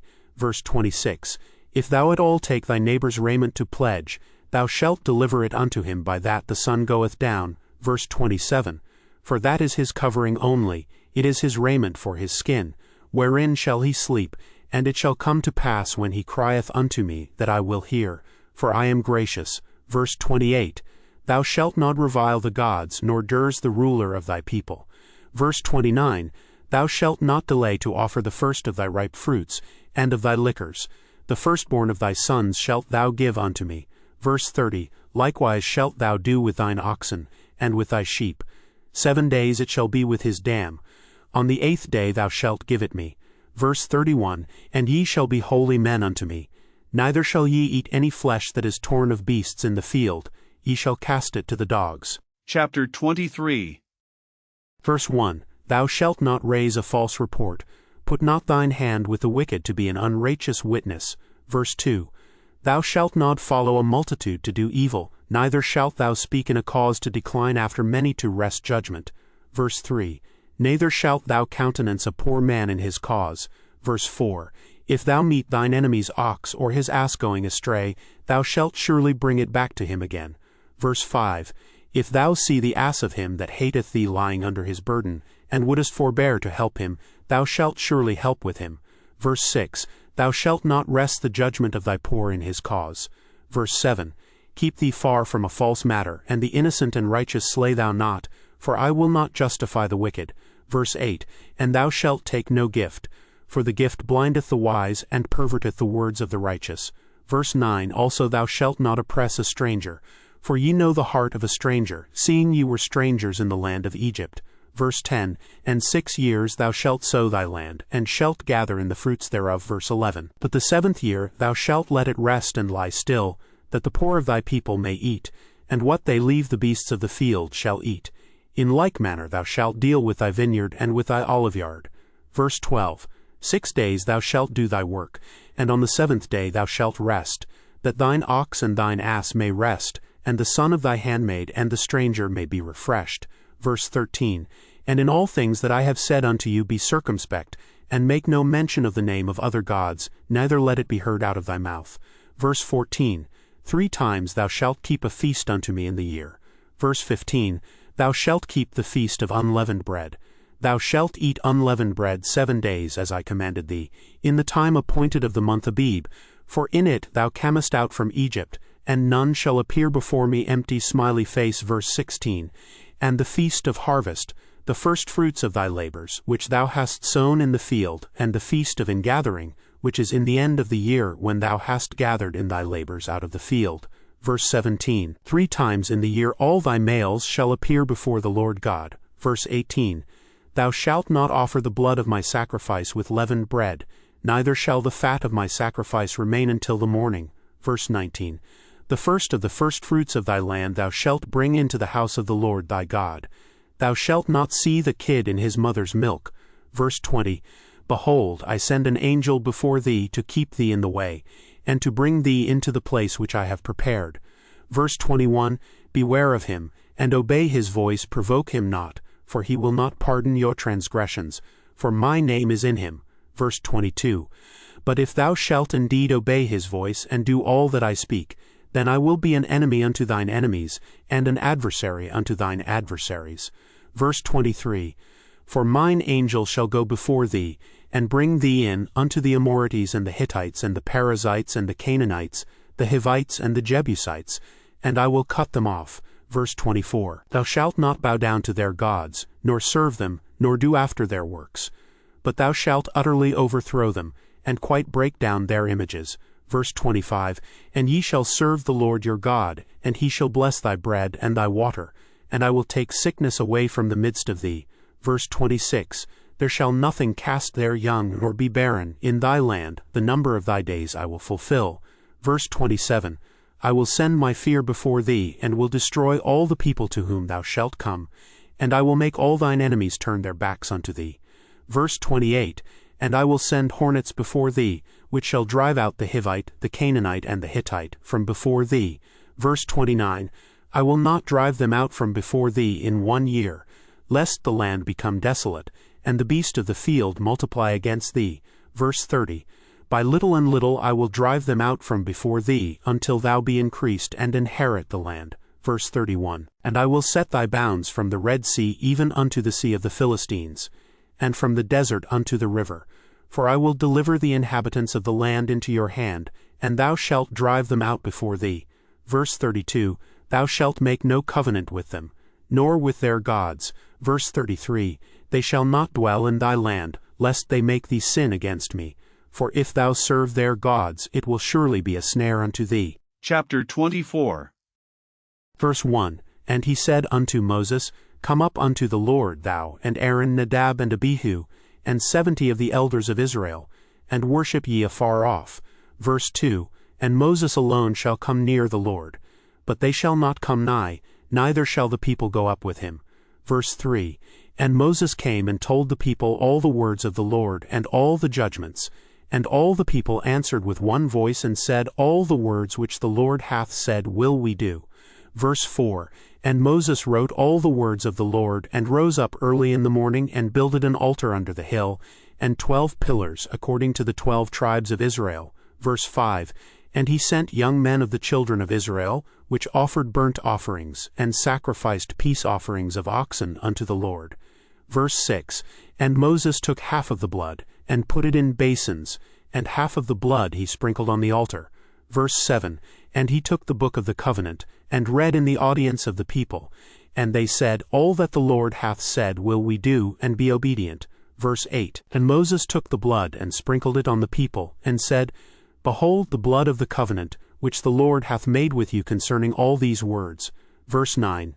Then went up Moses and Aaron, Nadab and Abihu, and 70 of the elders of Israel. Verse 10. And they saw the God of Israel, and there was under his feet as it were a paved work of a sapphire stone, and as it were the body of heaven in his clearness. Verse 11. And upon the nobles of the children of Israel he laid not his hand. Also they saw God, and did eat and drink. Verse 12. And the Lord said unto Moses, Come up to me into the mount, and be there, and I will give thee tables of stone, and a law and commandments which I have written, that thou mayest teach them. Verse 13. And Moses rose up, and his minister Joshua. And Moses went up into the mount of God. Verse 14. And he said unto the elders, Tarry ye here for us until we come again unto you. And behold, Aaron and Hur are with you. If any man have any matters to do, let him come unto them. Verse 15. And Moses went up into the mount, and a cloud covered the mount. Verse 16. And the glory of the Lord abode upon Mount Sinai, and the cloud covered it 6 days. And the 7th day he called unto Moses out of the midst of the cloud. Verse 17. And the sight of the glory of the Lord was like devouring fire on the top of the mount in the eyes of the children of Israel. Verse 18. And Moses went into the midst of the cloud, and gat him up into the mount. And Moses was in the mount 40 days and 40 nights. Chapter 25. Verse 1. And the Lord spake unto Moses, saying, verse 2, Speak unto the children of Israel, that they bring me an offering. Of every man that giveth it willingly with his heart ye shall take my offering. Verse 3. And this is the offering which ye shall take of them, gold and silver and brass. Verse 4. And blue and purple and scarlet and fine linen and goat's hair. Verse 5. And ram skins dyed red and badger skins and shittim wood. Verse 6. Oil for the light, spices for anointing oil, and for sweet incense. Verse 7. onyx stones, and stones to be set in the ephod, and in the breastplate. Verse 8, and let them make me a sanctuary, that I may dwell among them. Verse 9, according to all that I show thee, after the pattern of the tabernacle and the pattern of all the instruments thereof, even so shall ye make it. Verse 10, and they shall make an ark of shittim wood. 2 cubits and a half shall be the length thereof, and a cubit and a half the breadth thereof, and a cubit and a half the height thereof. Verse 11, and thou shalt overlay it with pure gold. Within and without shalt thou overlay it, and shalt make upon it a crown of gold round about. Verse 12, and thou shalt cast 4 rings of gold for it, and put them in the 4 corners thereof, and 2 rings shall be in the one side of it, and 2 rings in the other side of it. Verse 13, and thou shalt make staves of shittim wood, and overlay them with gold. Verse 14, and thou shalt put the staves into the rings by the sides of the ark, that the ark may be borne with them. Verse 15, the staves shall be in the rings of the ark, they shall not be taken from it. Verse 16, and thou shalt put into the ark the testimony which I shall give thee. Verse 17, and thou shalt make a mercy seat of pure gold. 2 cubits and a half shall be the length thereof, and a cubit and a half the breadth thereof. Verse 18, and thou shalt make 2 cherubims of gold. Of beaten work shalt thou make them in the 2 ends of the mercy seat. Verse 19, and make 1 cherub on the one end, and the other cherub on the other end. Even of the mercy seat shall ye make the cherubims on the 2 ends thereof. Verse 20, and the cherubims shall stretch forth their wings on high, covering the mercy seat with their wings, and their faces shall look one to another. Toward the mercy seat shall the faces of the cherubims be. Verse 21, and thou shalt put the mercy seat above upon the ark, and in the ark thou shalt put the testimony that I shall give thee. Verse 22, and there I will meet with thee, and I will commune with thee from above the mercy seat, from between the 2 cherubims which are upon the ark of the testimony, of all things which I will give thee in commandment unto the children of Israel. Verse 23, thou shalt also make a table of shittim wood. 2 cubits shall be the length thereof, and a cubit the breadth thereof, and a cubit and a half the height thereof. Verse 24, and thou shalt overlay it with pure gold, and make thereto a crown of gold round about. Verse 25, and thou shalt make unto it a border of an handbreadth round about, and thou shalt make a golden crown to the border thereof round about. Verse 26, and thou shalt make for it 4 rings of gold, and put the rings in the 4 corners that are on the 4 feet thereof. Verse 27, over against the border shall the rings be for places of the staves to bear the table. Verse 28, and thou shalt make the staves of shittim wood, and overlay them with gold, that the table may be borne with them. Verse 29, and thou shalt make the dishes thereof, and spoons thereof, and covers thereof, and bowls thereof, to cover withal, of pure gold shalt thou make them. Verse 30, and thou shalt set upon the table shewbread before me alway. Verse 31, and thou shalt make a candlestick of pure gold. Of beaten work shall the candlestick be made. His shaft and his branches, his bowls, his knops, and his flowers shall be of the same. Verse 32, and 6 branches shall come out of the sides of it, 3 branches of the candlestick out of the one side, and 3 branches of the candlestick out of the other side. Verse 33, 3 bowls made like unto almonds, with a knop and a flower in one branch, and 3 bowls made like almonds in the other branch, with a knop and a flower. So in the 6 branches that come out of the candlestick. Verse 34, and in the candlesticks shall be 4 bowls made like unto almonds, with their knops and their flowers. Verse 35, and there shall be a knop under 2 branches of the same, and a knop under 2 branches of the same, and a knop under 2 branches of the same, according to the 6 branches that proceed out of the candlestick. Verse 36, their knops and their branches shall be of the same, all it shall be one beaten work of pure gold. Verse 37, and thou shalt make the 7 lamps thereof, and they shall light the lamps thereof, that they may give light over against it. Verse 38, and the tongs thereof and the snuffdishes thereof shall be of pure gold. Verse 39, of a talent of pure gold shall he make it with all these vessels. Verse 40, and look that thou make them after their pattern which was showed thee in the mount. Chapter 26. Verse 1, moreover thou shalt make the tabernacle with 10 curtains of fine twined linen, and blue and purple and scarlet. With cherubims of cunning work shalt thou make them. Verse 2, the length of one curtain shall be 28 cubits, and the breadth of one curtain 4 cubits, and every one of the curtains shall have one measure. Verse 3. The 5 curtains shall be coupled together one to another, and other 5 curtains shall be coupled one to another. Verse 4. And thou shalt make loops of blue upon the edge of the one curtain from the selvage in the coupling. And likewise shalt thou make in the uttermost edge of another curtain in the coupling of the second. Verse 5. 50 loops shalt thou make in the one curtain, and 50 loops shalt thou make in the edge of the curtain that is in the coupling of the second, that the loops may take hold one of another. Verse 6. And thou shalt make 50 taches of gold, and couple the curtains together with the taches, and it shall be one tabernacle. Verse 7. And thou shalt make curtains of goat's hair to be a covering upon the tabernacle. 11 curtains shalt thou make. Verse 8. The length of one curtain shall be 30 cubits, and the breadth of one curtain 4 cubits, and the 11 curtains shall be all of one measure. Verse 9. And thou shalt couple 5 curtains by themselves, and 6 curtains by themselves, and shalt double the 6th curtain in the forefront of the tabernacle. Verse 10. And thou shalt make 50 loops on the edge of the one curtain that is outmost in the coupling, and 50 loops in the edge of the curtain which couple the second. Verse 11. And thou shalt make 50 taches of brass, and put the taches into the loops, and couple the tent together, that it may be one. Verse 12. And the remnant that remaineth of the curtains of the tent, the half curtain that remaineth, shall hang over the backside of the tabernacle. Verse 13. And a cubit on the one side, and a cubit on the other side of that which remaineth in the length of the curtains of the tent. It shall hang over the sides of the tabernacle on this side and on that side to cover it. Verse 14. And thou shalt make a covering for the tent of ram's skins dyed red, and a covering above of badger's skins. Verse 15. And thou shalt make boards for the tabernacle of shittim wood standing up. Verse 16. 10 cubits shall be the length of a board, and a cubit and a half shall be the breadth of one board. Verse 17.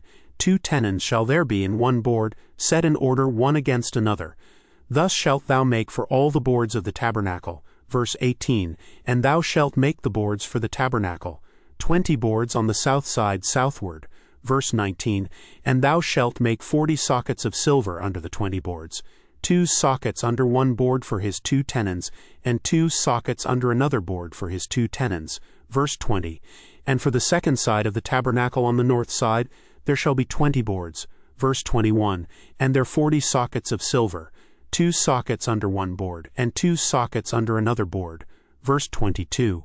And for the sides of the tabernacle westward thou shalt make 6 boards. Verse 23. And 2 boards shalt thou make for the corners of the tabernacle in the 2 sides. Verse 24. And they shall be coupled together beneath, and they shall be coupled together above the head of it unto one ring. Thus shall it be for them both. They shall be for the 2 corners. Verse 25. And they shall be 8 boards and their sockets of silver, 16 sockets, 2 sockets under one board and 2 sockets under another board. Verse 26. And thou shalt make bars of shittim wood, 5 for the boards of the one side of the tabernacle. Verse 27. And 5 bars for the boards of the other side of the tabernacle, and 5 bars for the boards of the side of the tabernacle, for the 2 sides westward. Verse 28. And the middle bar in the midst of the boards shall reach from end to end. Verse 29. And thou shalt overlay the boards with gold, and make their rings of gold for places for the bars. And thou shalt overlay the bars with gold. Verse 30. And thou shalt rear up the tabernacle according to the fashion thereof which was showed thee in the mount. Verse 31. And thou shalt make a veil of blue and purple and scarlet and fine twined linen of cunning work. With cherubims shall it be made. Verse 32. And thou shalt hang it upon 4 pillars of shittim wood overlaid with gold. Their hooks shall be of gold upon the 4 sockets of silver. Verse 33. And thou shalt hang up the veil under the taches, that thou mayest bring in thither within the veil the ark of the testimony. And the veil shall divide unto you between the holy place and the most holy. Verse 34. And thou shalt put the mercy seat upon the ark of the testimony in the most holy place. Verse 35. And thou shalt set the table without the veil, and the candlestick over against the table on the side of the tabernacle toward the south. And thou shalt put the table on the north side. Verse 36. And thou shalt make an hanging for the door of the tent, of blue and purple and scarlet, and fine twined linen, wrought with needlework. Verse 37, And thou shalt make for the hanging 5 pillars of shittim wood, and overlay them with gold, and their hooks shall be of gold. And thou shalt cast 5 sockets of brass for them. Chapter 27. Verse 1, And thou shalt make an altar of shittim wood, 5 cubits long, and 5 cubits broad. The altar shall be 80, and the height thereof shall be 3 cubits. Verse 2, And thou shalt make the horns of it upon the 4 corners thereof. His horns shall be of the same, and thou shalt overlay it with brass. Verse 3, And thou shalt make his pans to receive his ashes, and his shovels, and his basins, and his flesh hooks, and his fire pans. All the vessels thereof thou shalt make of brass. Verse 4, And thou shalt make for it a grate of network of brass, and upon the net shalt thou make 4 brasen rings in the 4 corners thereof. Verse 5, And thou shalt put it under the compass of the altar beneath, that the net may be even to the midst of the altar. Verse 6, And thou shalt make staves for the altar, staves of shittim wood, and overlay them with brass. Verse 7, And the staves shall be put into the rings, and the staves shall be upon the 2 sides of the altar to bear it. Verse 8, Hollow with boards shalt thou make it, as it was showed thee in the mount, so shall they make it. Verse 9, And thou shalt make the court of the tabernacle.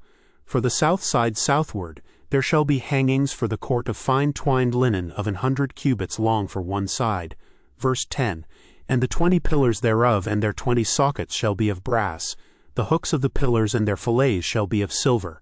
Verse 11, And likewise for the north side in length there shall be hangings of 100 cubits long, and his 20 pillars and their 20 sockets of brass. The hooks of the pillars and their fillets of silver. Verse 12, And for the breadth of the court on the west side shall be hangings of 50 cubits. Their pillars 10, and their sockets 10. Verse 13, And the breadth of the court on the east side eastward shall be 50 cubits. Verse 14, The hangings of one side of the gate shall be 15 cubits, their pillars 3, and their sockets 3. Verse 15, And on the other side shall be hangings 15 cubits, their pillars 3, and their sockets 3. Verse 16, And for the gate of the court shall be an hanging of 20 cubits of blue and purple and scarlet, and fine twined linen, wrought with needlework, and their pillars shall be 4, and their sockets 4. Verse 17, All the pillars round about the court shall be filleted with silver, their hooks shall be of silver, and their sockets of brass. Verse 18, The length of the court shall be 100 cubits, and the breadth 50 everywhere, and the height 5 cubits of fine twined linen, and their sockets of brass. Verse 19, All the vessels of the tabernacle and all the service thereof, and all the pins thereof, and all the pins of the court, shall be of brass. Verse 20, And thou shalt command the children of Israel, that they bring thee pure oil olive beaten for the light, to cause the lamp to burn always. Verse 21, In the tabernacle of the congregation without the veil, which is before the testimony, Aaron and his sons shall order it from evening to morning before the Lord. It shall be a statute forever unto their generations on the behalf of the children of Israel. Chapter 28. Verse 1, And take thou unto thee Aaron thy brother and his sons with him from among the children of Israel, that he may minister unto me in the priest's office, even Aaron, Nadab, and Abihu, Eleazar and Ithamar, Aaron's sons. Verse 2, And thou shalt make holy garments for Aaron thy brother for glory and for beauty. Verse 3, And thou shalt speak unto all that are wise-hearted, whom I have filled with the spirit of wisdom, that they may make Aaron's garments to consecrate him, that he may minister unto me in the priest's office. Verse 4, And these are the garments which they shall make: a breastplate, and an ephod, and a robe, and a broidered coat, a mitre, and a girdle. And they shall make holy garments for Aaron thy brother, and his sons, that he may minister unto me in the priest's office. Verse 5, And they shall take gold, and blue, and purple, and scarlet, and fine linen. Verse 6, And they shall make the ephod of gold, of blue, and of purple, of scarlet, and fine twined linen with cunning work. Verse 7, It shall have the 2 shoulder pieces thereof joined at the 2 edges thereof, and so it shall be joined together. Verse 8, And the curious girdle of the ephod, which is upon it, shall be of the same according to the work thereof, even of gold, of blue, and purple, and scarlet, and fine twined linen. Verse 9, And thou shalt take 2 onyx stones and grave on them the names of the children of Israel. Verse 10, 6 of their names on one stone, and the other 6 names of the rest on the other stone, according to their birth. Verse 11, With the work of an engraver in stone, like the engravings of a signet, shalt thou engrave the 2 stones with the names of the children of Israel. Thou shalt make them to be set in ouches of gold. Verse 12. And thou shalt put the 2 stones upon the shoulders of the ephod for stones of memorial unto the children of Israel. And Aaron shall bear their names before the Lord upon his 2 shoulders for a memorial. Verse 13. And thou shalt make ouches of gold. Verse 14. And 2 chains of pure gold at the ends. Of wreathen work shalt thou make them, and fasten the wreathen chains to the ouches. Verse 15. And thou shalt make the breastplate of judgment with cunning work. After the work of the ephod thou shalt make it of gold, of blue, and of purple, and of scarlet, and of fine twined linen, shalt thou make it. Verse 16. Foursquare it shall be being doubled, a span shall be the length thereof, and a span shall be the breadth thereof. Verse 17. And thou shalt set in it settings of stones, even 4 rows of stones. The first row shall be a sardius, a topaz, and a carbuncle. This shall be the first row. Verse 18. And the second row shall be an emerald, a sapphire, and a diamond. Verse 19. And the third row a ligure, an agate, and an amethyst. Verse 20. And the fourth row a beryl, and an onyx, and a jasper. They shall be set in gold in their enclosings. Verse 21. And the stones shall be with the names of the children of Israel, 12 according to their names, like the engravings of a signet. Every one with his name shall they be according to the 12 tribes. Verse 22. And thou shalt make upon the breastplate chains at the ends of wreathen work of pure gold. Verse 23. And thou shalt make upon the breastplate 2 rings of gold, and shalt put the 2 rings on the 2 ends of the breastplate. Verse 24. And thou shalt put the 2 wreathen chains of gold in the 2 rings which are on the ends of the breastplate. Verse 25. And the other 2 ends of the 2 wreathen chains thou shalt fasten in the 2 ouches, and put them on the shoulder pieces of the ephod before it. Verse 26. And thou shalt make 2 rings of gold, and thou shalt put them upon the 2 ends of the breastplate in the border thereof, which is in the side of the ephod inward. Verse 27. And 2 other rings of gold thou shalt make, and shalt put them on the 2 sides of the ephod underneath, toward the forepart thereof, over against the other coupling thereof, above the curious girdle of the ephod. Verse 28. And they shall bind the breastplate by the rings thereof unto the rings of the ephod with a lace of blue, that it may be above the curious girdle of the ephod, and that the breastplate be not loosed from the ephod. Verse 29. And Aaron shall bear the names of the children of Israel in the breastplate of judgment upon his heart, when he goeth in unto the holy place, for a memorial before the Lord continually. Verse 30. And thou shalt put in the breastplate of judgment the Urim and the Thummim, and they shall be upon Aaron's heart when he goeth in before the Lord.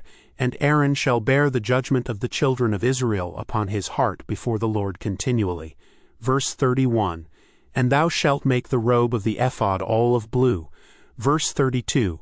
And there shall be an hole in the top of it, in the midst thereof. It shall have a binding of woven work round about the whole of it, as it were the hole of an habergeon, that it be not rent. Verse 33. And beneath upon the hem of it thou shalt make pomegranates of blue, and of purple, and of scarlet, round about the hem thereof, and bells of gold between them round about. Verse 34. A golden bell and a pomegranate, a golden bell and a pomegranate, upon the hem of the robe round about. Verse 35. And it shall be upon Aaron to minister, and his sound shall be heard when he goeth in unto the holy place before the Lord, and when he cometh out, that he die not. Verse 36.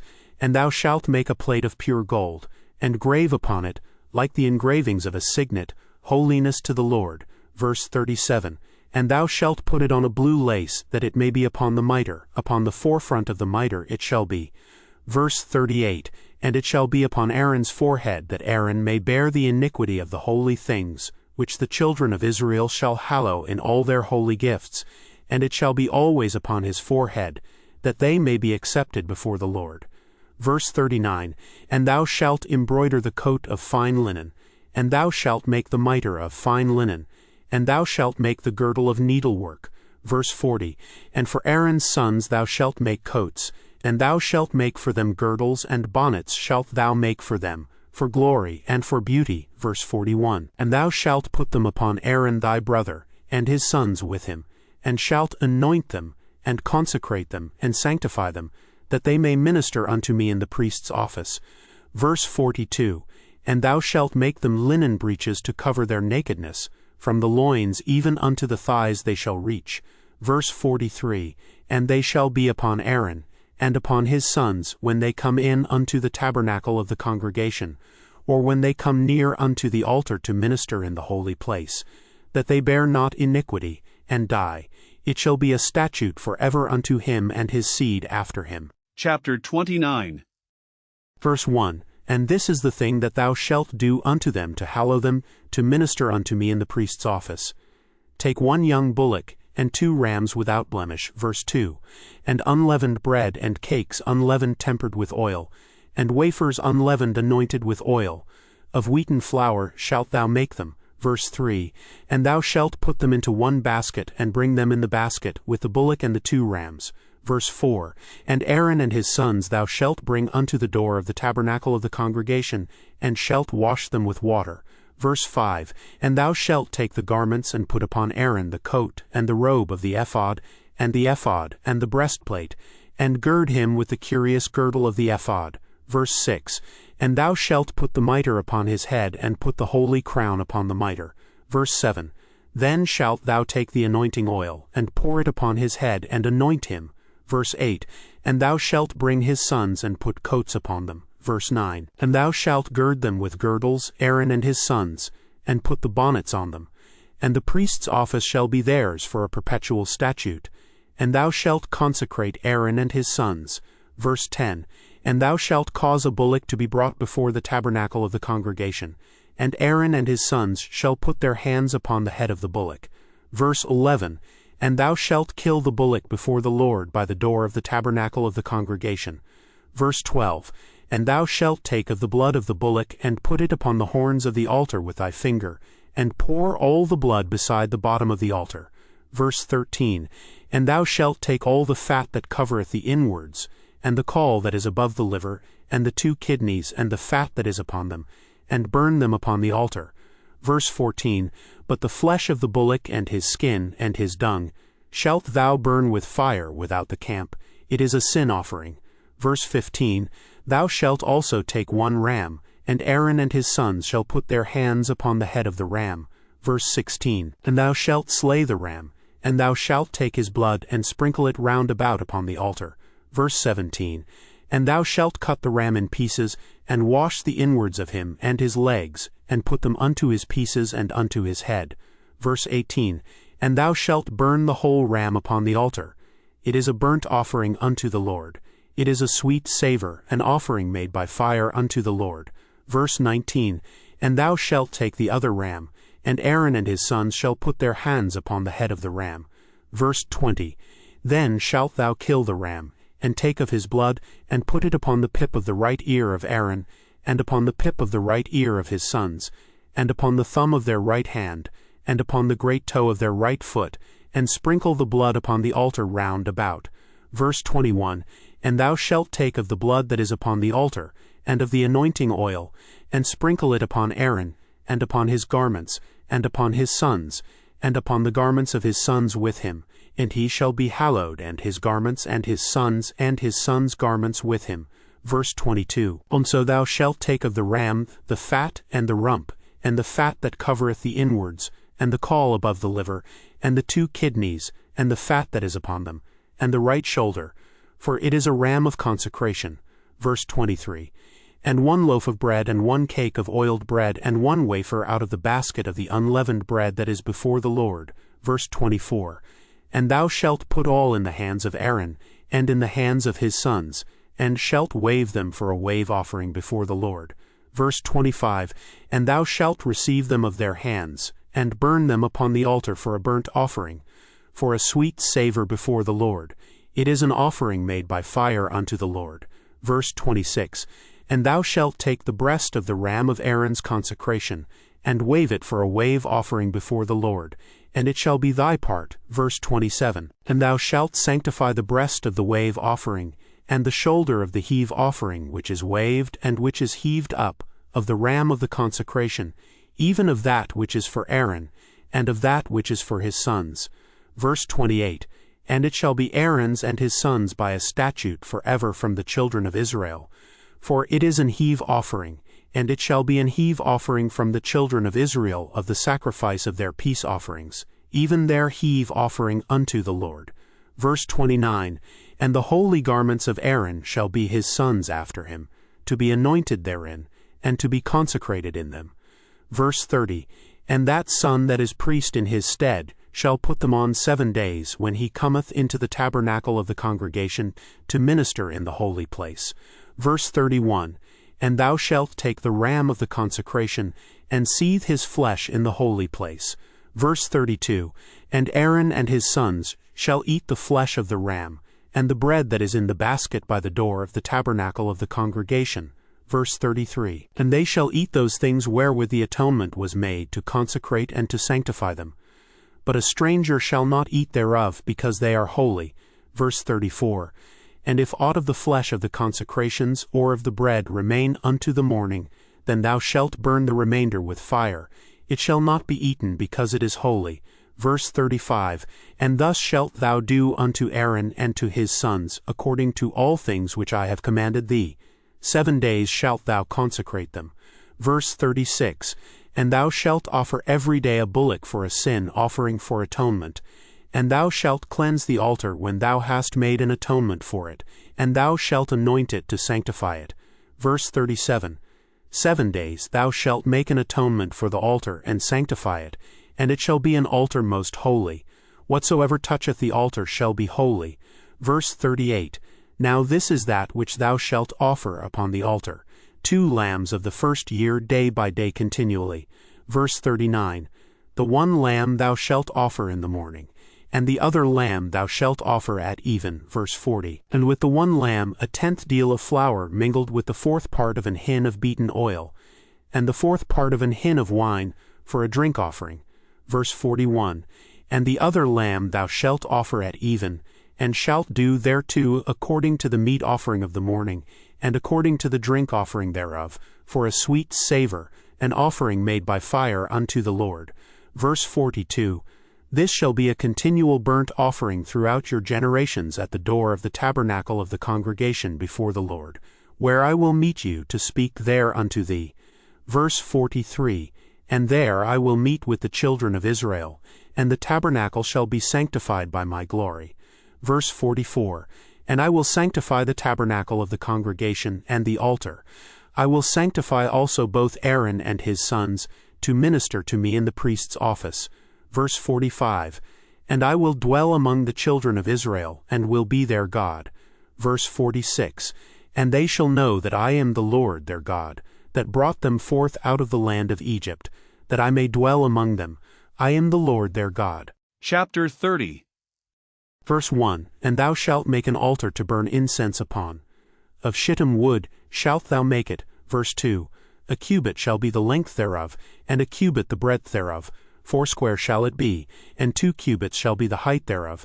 The horns thereof shall be of the same. Verse 3, And thou shalt overlay it with pure gold, the top thereof and the sides thereof round about, and the horns thereof. And thou shalt make unto it a crown of gold round about. Verse 4, And 2 golden rings shalt thou make to it under the crown of it, by the 2 corners thereof. Upon the 2 sides of it shalt thou make it, and they shall be for places for the staves to bear it withal. Verse 5, And thou shalt make the staves of shittim wood, and overlay them with gold. Verse 6, And thou shalt put it before the veil that is by the ark of the testimony, before the mercy seat that is over the testimony, where I will meet with thee. Verse 7, And Aaron shall burn thereon sweet incense every morning. When he dresseth the lamps, he shall burn incense upon it. Verse 8, And when Aaron lighteth the lamps at even, he shall burn incense upon it, a perpetual incense before the Lord throughout your generations. Verse 9, Ye shall offer no strange incense thereon, nor burnt sacrifice, nor meat offering. Neither shall ye pour drink offering thereon. Verse 10, And Aaron shall make an atonement upon the horns of it once in a year with the blood of the sin offering of atonements. Once in the year shall he make atonement upon it throughout your generations. It is most holy unto the Lord. Verse 11, And the Lord spake unto Moses, saying, verse 12, When thou talkest the sum of the children of Israel after their number, then shall they give every man a ransom for his soul unto the Lord, when thou numberest them, that there be no plague among them, when thou numberest them.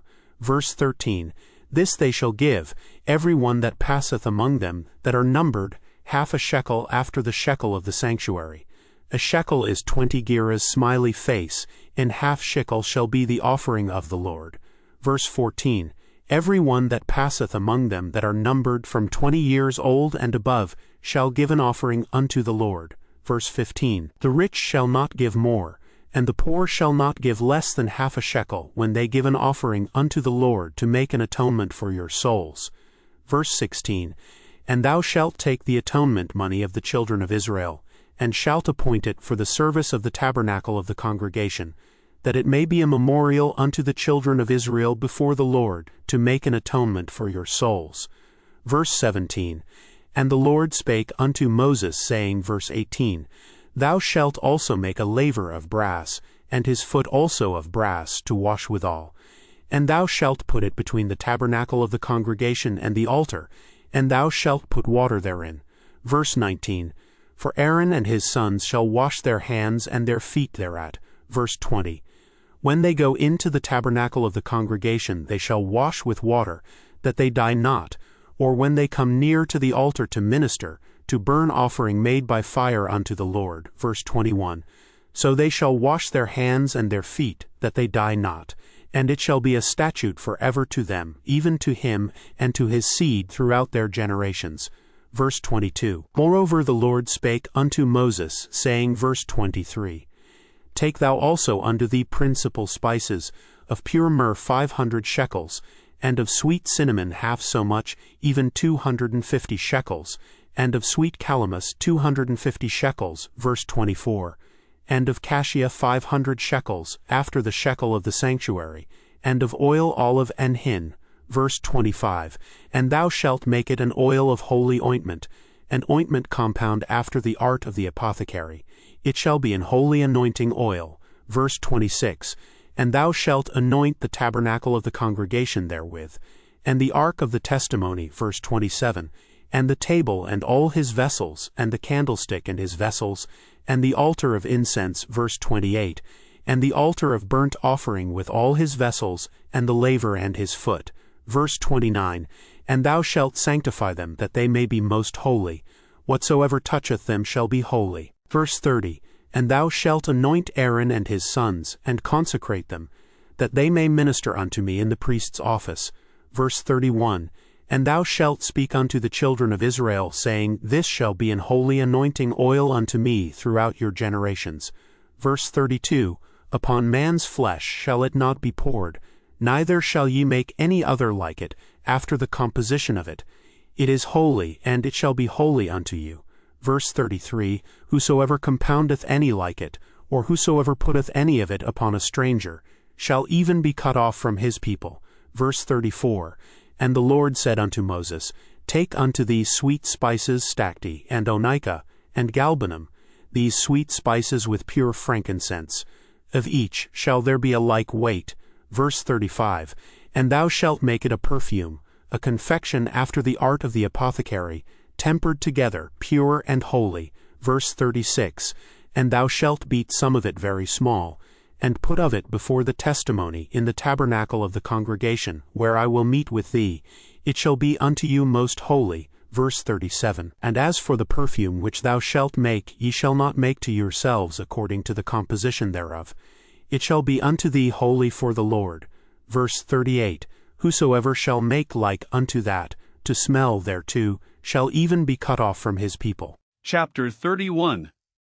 Verse 1, And the Lord spake unto Moses, saying, verse 2, See, I have called by name Bezaleel the son of Uri, the son of Hur, of the tribe of Judah. Verse 3, And I have filled him with the Spirit of God in wisdom and in understanding, and in knowledge, and in all manner of workmanship. Verse 4, To devise cunning works, to work in gold, and in silver, and in brass. Verse 5, And in cutting of stones, to set them, and in carving of timber, to work in all manner of workmanship.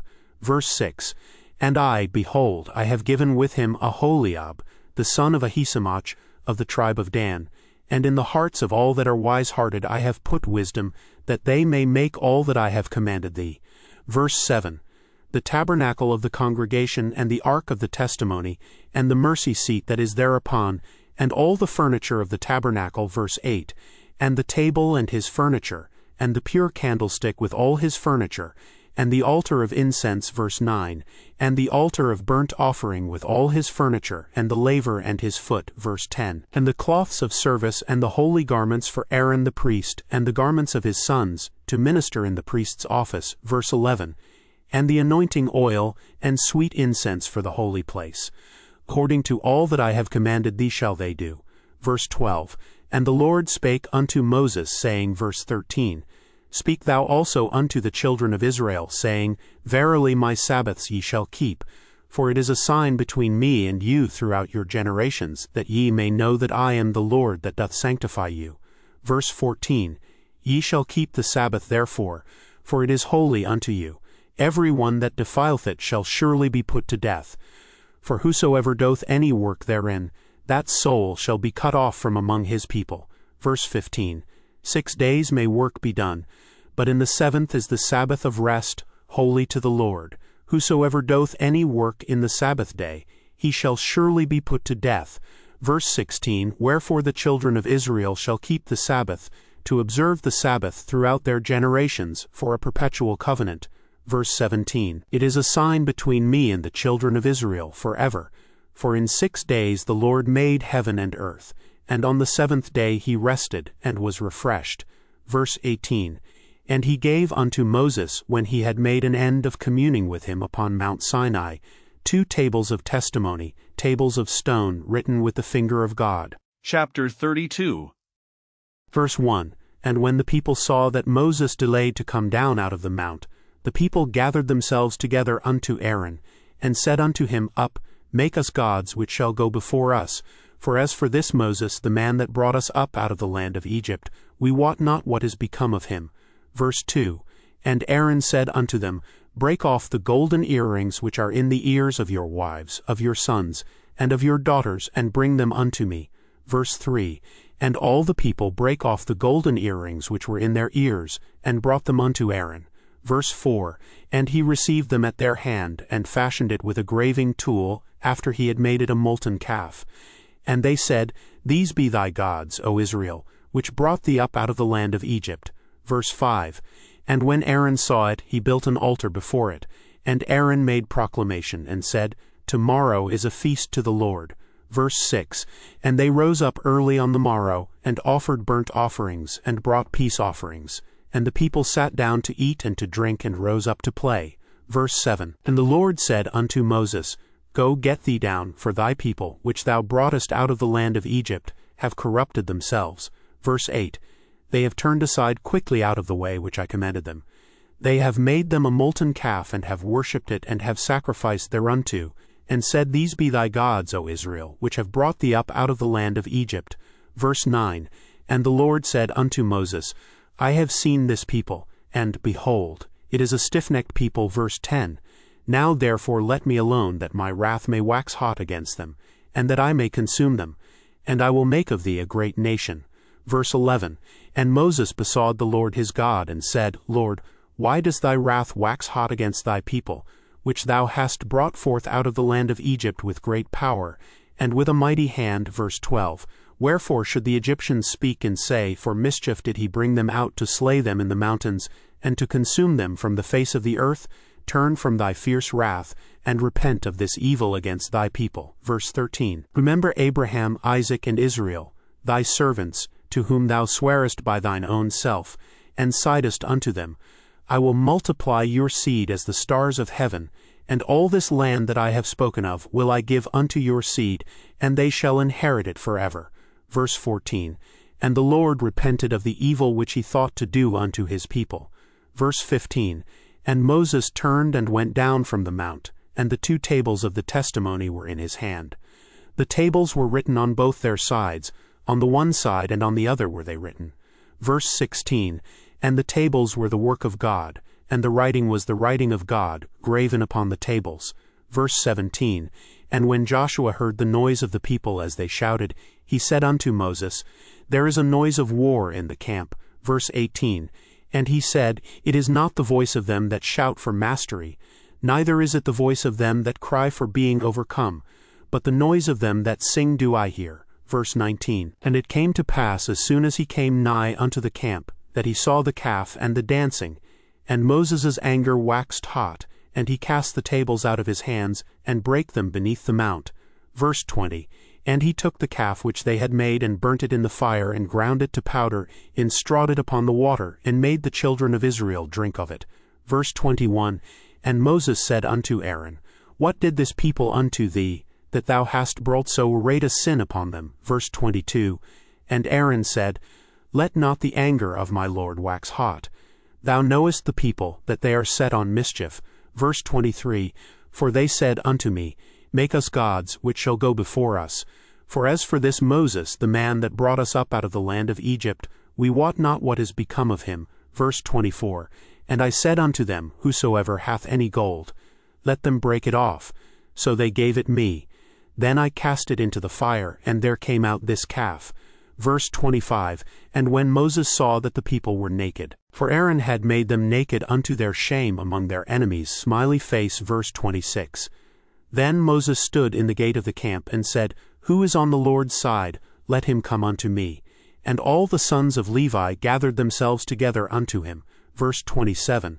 And he said unto them, Thus saith the Lord God of Israel, Put every man his sword by his side, and go in and out from gate to gate throughout the camp, and slay every man his brother, and every man his companion, and every man his neighbor.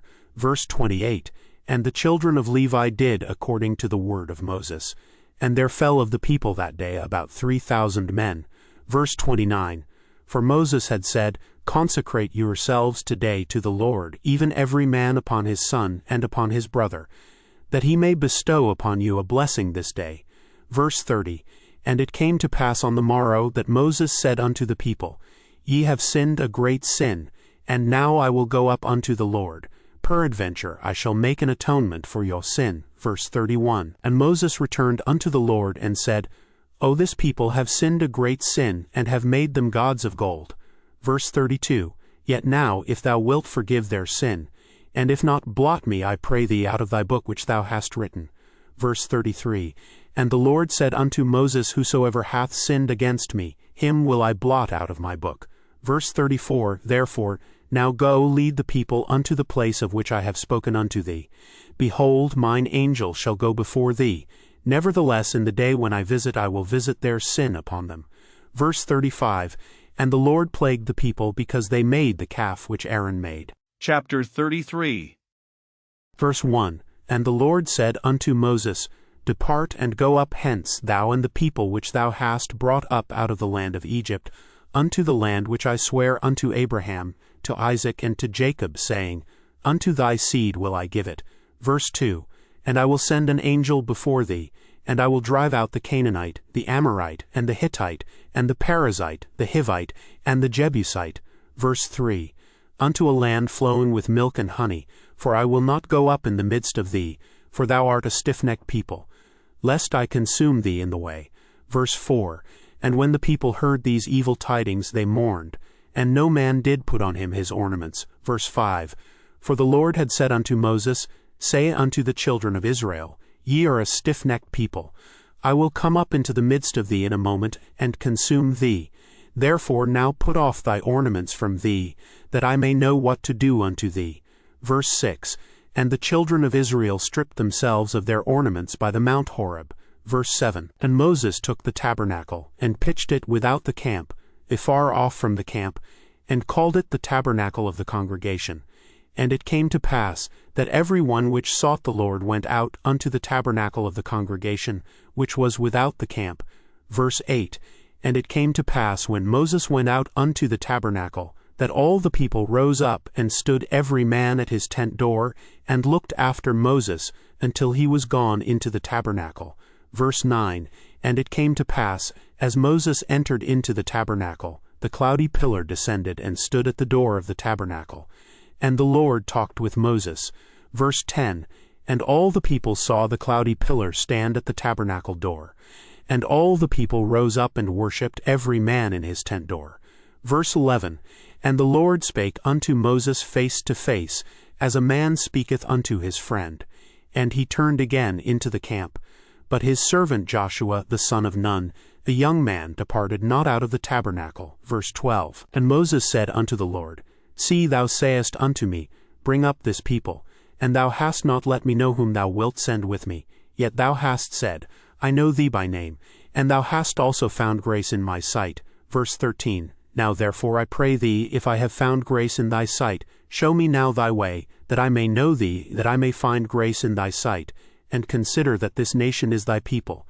Verse 14, And he said, My presence shall go with thee, and I will give thee rest. Verse 15, And he said unto him, If thy presence go not with me, carry us not up hence. Verse 16, For wherein shall it be known here that I and thy people have found grace in thy sight? Is it not in that thou goest with us? So shall we be separated, I and thy people, from all the people that are upon the face of the earth. Verse 17, And the Lord said unto Moses, I will do this thing also that thou hast spoken. For thou hast found grace in my sight, and I know thee by name. Verse 18, And he said, I beseech thee, show me thy glory. Verse 19, And he said, I will make all my goodness pass before thee, and I will proclaim the name of the Lord before thee, and will be gracious to whom I will be gracious, and will show mercy on whom I will show mercy. Verse 20, And he said, Thou canst not see my face, for there shall no man see me and live. Verse 21, And the Lord said, Behold, there is a place by me, and thou shalt stand upon a rock. Verse 22, And it shall come to pass, while my glory passeth by, that I will put thee in a cleft of the rock, and will cover thee with my hand while I pass by. Verse 23, And I will take away mine hand, and thou shalt see my back parts, but my face shall not be seen. Chapter 34. Verse 1, And the Lord said unto Moses, Hew thee 2 tables of stone like unto the first, and I will write upon these tables the words that were in the first tables, which thou brackest. Verse 2, And be ready in the morning, and come up in the morning unto Mount Sinai, and present thyself there to me in the top of the mount. Verse 3, And no man shall come up with thee, neither let any man be seen throughout all the mount, neither let the flocks nor herds feed before that mount. Verse 4, And he hewed 2 tables of stone like unto the first, and Moses rose up early in the morning, and went up unto Mount Sinai, as the Lord had commanded him, and took in his hand the 2 tables of stone. Verse 5, And the Lord descended in the cloud, and stood with him there, and proclaimed the name of the Lord. Verse 6, And the Lord passed by before him, and proclaimed, the Lord God, merciful and gracious, long-suffering, and abundant in goodness and truth. Verse 7, Keeping mercy for thousands, forgiving iniquity and transgression and sin, and that will by no means clear the guilty, visiting the iniquity of the fathers upon the children and upon the children's children, unto the 3rd and to the 4th generation. Verse 8, And Moses made haste, and bowed his head toward the earth, and worshipped. Verse 9, And he said, If now I have found grace in thy sight, O Lord, let my Lord, I pray thee, go among us, for it is a stiff-necked people, and pardon our iniquity and our sin, and take us for thine inheritance. Verse 10, And he said, Behold, I make a covenant. Before all thy people I will do marvels, such as have not been done in all the earth, nor in any nation. And all the people among which thou art shall see the work of the Lord. For it is a terrible thing that I will do with thee. Verse 11, Observe thou that which I command thee this day. Behold, I drive out before thee the Amorite, and the Canaanite, and the Hittite, and the Perizzite, and the Hivite, and the Jebusite. Verse 12, Take heed to thyself, lest thou make a covenant with the inhabitants of the land whither thou goest, lest it be for a snare in the midst of thee.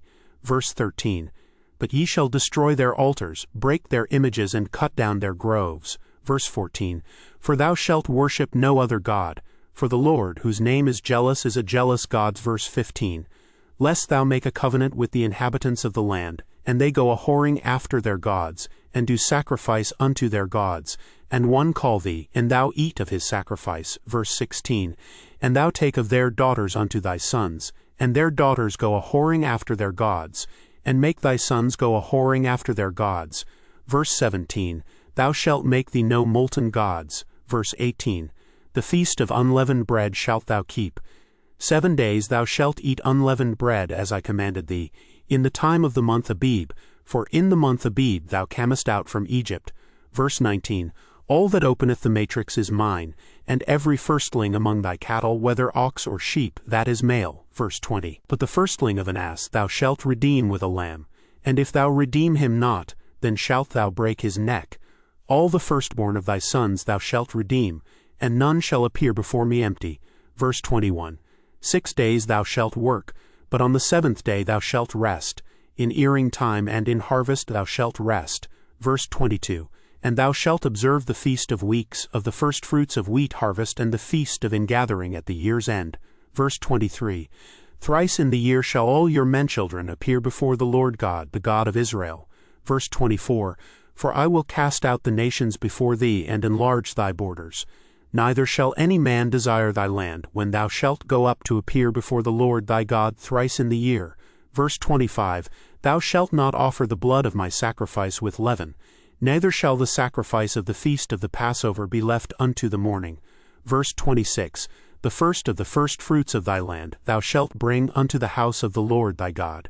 Thou shalt not see the kid in his mother's milk. Verse 27, And the Lord said unto Moses, Write thou these words, for after the tenor of these words I have made a covenant with thee and with Israel. Verse 28, And he was there with the Lord 40 days and 40 nights. He did neither eat bread nor drink water. And he wrote upon the tables the words of the covenant, the 10 commandments. Verse 29, And it came to pass when Moses came down from Mount Sinai with the 2 tables of testimony in Moses' hand, when he came down from the mount, that Moses wist not that the skin of his face shone while he talked with him. Verse 30, And when Aaron and all the children of Israel saw Moses, behold, the skin of his face shone, and they were afraid to come nigh him. Verse 31, And Moses called unto them, and Aaron and all the rulers of the congregation returned unto him, and Moses talked with them. Verse 32, And afterward all the children of Israel came nigh, and he gave them in commandment all that the Lord had spoken with him in Mount Sinai. Verse 33, And till Moses had done speaking with them, he put a veil on his face. Verse 34, But when Moses went in before the Lord to speak with him, he took the veil off until he came out. And he came out, and spake unto the children of Israel that which he was commanded. Verse 35, And the children of Israel saw the face of Moses, that the skin of Moses' face shone. And Moses put the veil upon his face again, until he went in to speak with him. Chapter 35. Verse 1, And Moses gathered all the congregation of the children of Israel together, and said unto them, These are the words which the Lord hath commanded that ye should do them. Verse 2, 6 days shall work be done, but on the 7th day there shall be to you an holy day, a Sabbath of rest to the Lord. Whosoever doth work therein shall be put to death. Verse 3, Ye shall kindle no fire throughout your habitations upon the Sabbath day. Verse 4, And Moses spake unto all the congregation of the children of Israel, saying, This is the thing which the Lord commanded, saying, verse 5, Take ye from among you an offering unto the Lord.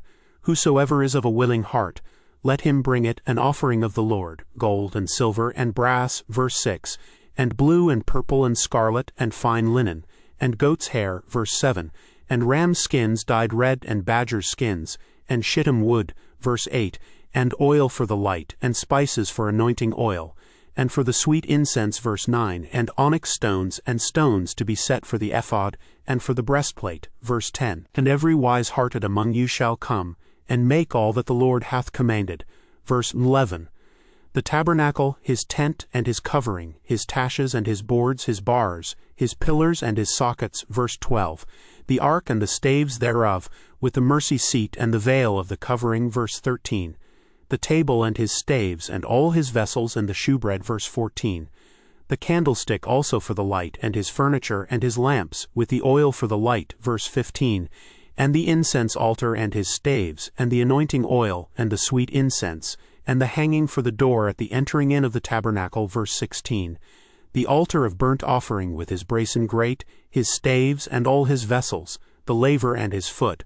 Verse 17, The hangings of the court, his pillars and their sockets, and the hanging for the door of the court. Verse 18, The pins of the tabernacle and the pins of the court, and their cords. Verse 19, the cloths of service to do service in the holy place, the holy garments for Aaron the priest, and the garments of his sons to minister in the priest's office.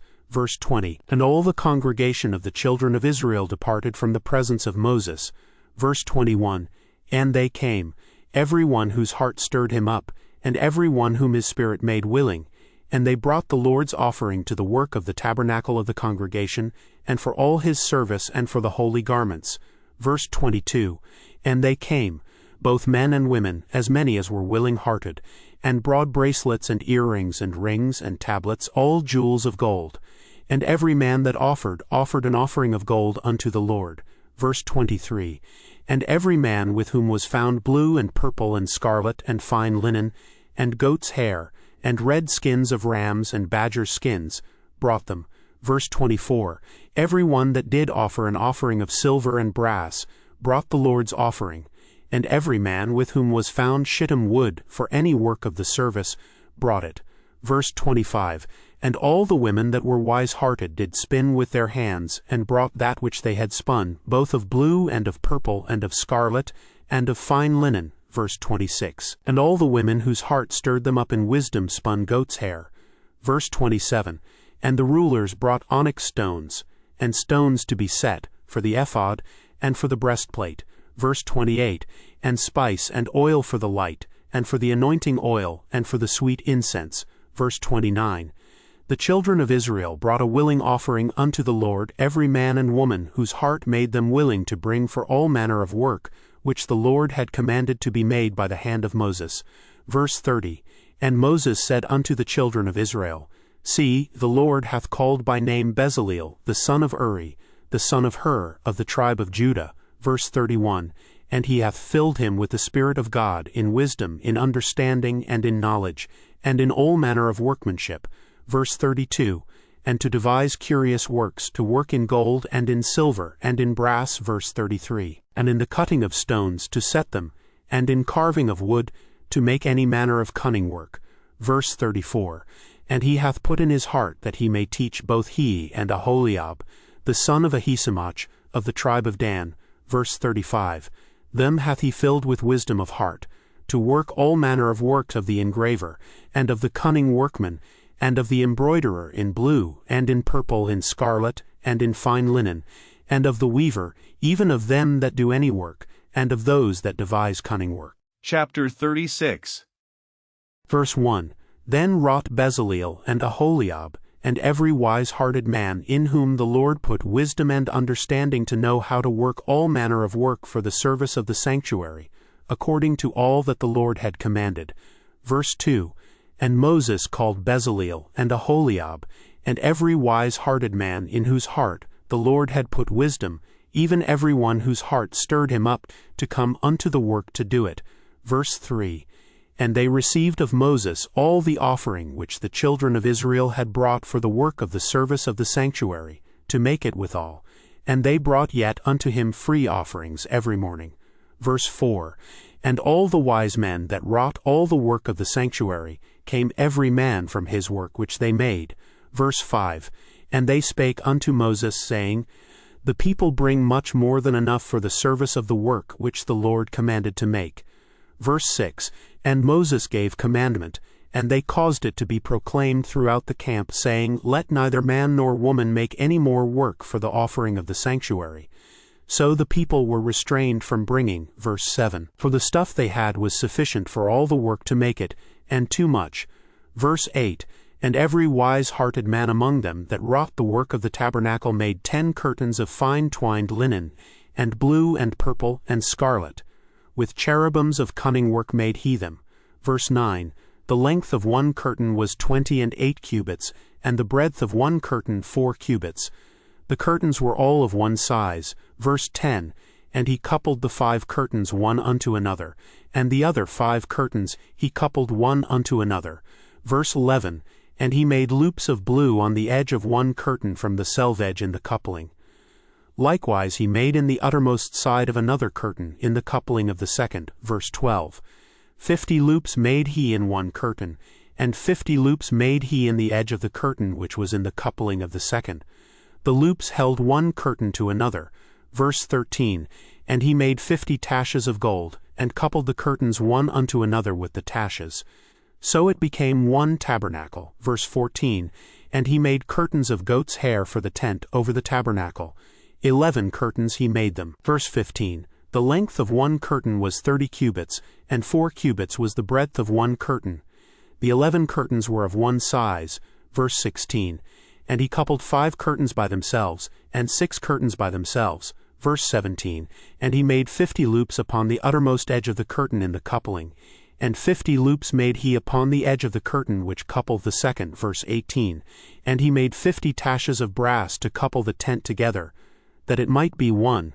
Verse 19, And he made a covering for the tent of ram skins dyed red, and a covering of badger skins above that. Verse 20, And he made boards for the tabernacle of shittim wood, standing up. Verse 21, The length of a board was 10 cubits, and the breadth of a board 1 cubit and a half. Verse 22, One board had 2 tenons equally distant one from another. Thus did he make for all the boards of the tabernacle. Verse 23, And he made boards for the tabernacle, 20 boards for the south side southward. Verse 24, And 40 sockets of silver he made under the 20 boards, 2 sockets under one board for his 2 tenons, and 2 sockets under another board for his 2 tenons. Verse 25, And for the other side of the tabernacle, which is toward the north corner, he made 20 boards. Verse 26, And there 40 sockets of silver, 2 sockets under one board and 2 sockets under another board. Verse 27, And for the sides of the tabernacle westward he made 6 boards. Verse 28, And 2 boards made he for the corners of the tabernacle in the 2 sides. Verse 29, And they were coupled beneath, and coupled together at the head thereof to one ring. Thus he did to both of them in both the corners. Verse 30, And there were 8 boards, and their sockets were 16 sockets of silver, under every board 2 sockets. Verse 31, And he made bars of shittim wood, 5 for the boards of the one side of the tabernacle. Verse 32, And 5 bars for the boards of the other side of the tabernacle, and 5 bars for the boards of the tabernacle for the sides westward. Verse 33, And he made the middle bar to shoot through the boards from the one end to the other. Verse 34, And he overlaid the boards with gold, and made their rings of gold to be places for the bars, and overlaid the bars with gold. Verse 35, And he made a veil of blue and purple and scarlet and fine twined linen, with cherubims made he it of cunning work. Verse 36, And he made thereunto 4 pillars of shittim wood, and overlaid them with gold. Their hooks were of gold, and he cast for them 4 sockets of silver. Verse 37, And he made an hanging for the tabernacle door of blue and purple and scarlet and fine twined linen, of needlework. Verse 38, And the 5 pillars of it with their hooks, and he overlaid their chapiters and their fillets with gold, but their 5 sockets were of brass. Chapter 37. Verse 1, And Bezaleel made the ark of shittim wood. 2 cubits and a half was the length of it, and a cubit and a half the breadth of it, and a cubit and a half the height of it. Verse 2, And he overlaid it with pure gold within and without, and made a crown of gold to it round about. Verse 3, And he cast for it 4 rings of gold, to be set by the 4 corners of it, even 2 rings upon the one side of it, and 2 rings upon the other side of it. Verse 4, And he made staves of shittim wood, and overlaid them with gold. Verse 5, And he put the staves into the rings by the sides of the ark, to bear the ark. Verse 6, And he made the mercy seat of pure gold. 2 cubits and a half was the length thereof, and 1 cubit and a half the breadth thereof. Verse 7, And he made 2 cherubims of gold, beaten out of one piece made he them, on the 2 ends of the mercy seat. Verse 8, 1 cherub on the end on this side, and another cherub on the other end on that side. Out of the mercy seat made he the cherubims on the 2 ends thereof. Verse 9, And the cherubims spread out their wings on high, and covered with their wings over the mercy seat, with their faces one to another. Even to the mercy seatward were the faces of the cherubims. Verse 10, And he made the table of shittim wood. 2 cubits was the length thereof, and a cubit the breadth thereof, and a cubit and a half the height thereof. Verse 11, And he overlaid it with pure gold, and made thereunto a crown of gold round about. Verse 12, Also he made thereunto a border of an handbreadth round about, and made a crown of gold for the border thereof round about. Verse 13, And he cast for it 4 rings of gold, and put the rings upon the 4 corners that were in the 4 feet thereof. Verse 14. Over against the border were the rings, the places for the staves to bear the table. Verse 15. And he made the staves of shittim wood, and overlaid them with gold, to bear the table. Verse 16. And he made the vessels which were upon the table, his dishes, and his spoons, and his bowls, and his covers to cover withal of pure gold. Verse 17. And he made the candlestick of pure gold. Of beaten work made he the candlestick. His shaft and his branch, his bowls, his knops, and his flowers were of the same. Verse 18. And 6 branches going out of the sides thereof, 3 branches of the candlestick out of the one side thereof, and 3 branches of the candlestick out of the other side thereof. Verse 19. 3 bowls made after the fashion of almonds in one branch, a knop and a flower, and 3 bowls made like almonds in another branch, a knop and a flower. So throughout the 6 branches going out of the candlestick. Verse 20. And in the candlestick were 4 bowls made like almonds, his knops and his flowers. Verse 21. And a knop under 2 branches of the same, and a knop under 2 branches of the same, and a knop under 2 branches of the same according to the 6 branches going out of it. Verse 22. Their knops and their branches were of the same. All of it was one beaten work of pure gold. Verse 23. And he made his 7 lamps, and his snuffers, and his snuff-dishes of pure gold. Verse 24. Of a talent of pure gold made he it, and all the vessels thereof. Verse 25. And he made the incense altar of shittim wood. The length of it was a cubit, and the breadth of it a cubit. It was foursquare, and 2 cubits was the height of it. The horns thereof were of the same. Verse 26. And he overlaid it with pure gold, both the top of it, and the sides thereof round about, and the horns of it. Also he made unto it a crown of gold round about. Verse 27. And he made 2 rings of gold for it under the crown thereof, by the 2 corners of it, upon the 2 sides thereof, to be places for the staves to bear it withal. Verse 28. And he made the staves of shittim wood, and overlaid them with gold. Verse 29. And he made the holy anointing oil, and the pure incense of sweet spices, according to the work of the apothecary. Chapter 38. Verse 1. And he made the altar of burnt offering of shittim wood. 5 cubits was the length thereof, and 5 cubits the breadth thereof. It was foursquare, and 3 cubits the height thereof. Verse 2. And he made the horns thereof on the 4 corners of it. The horns thereof were of the same, and he overlaid it with brass. Verse 3. And he made all the vessels of the altar, the pots and the shovels, and the basins, and the flesh hooks, and the fire pans. All the vessels thereof made he of brass. Verse 4.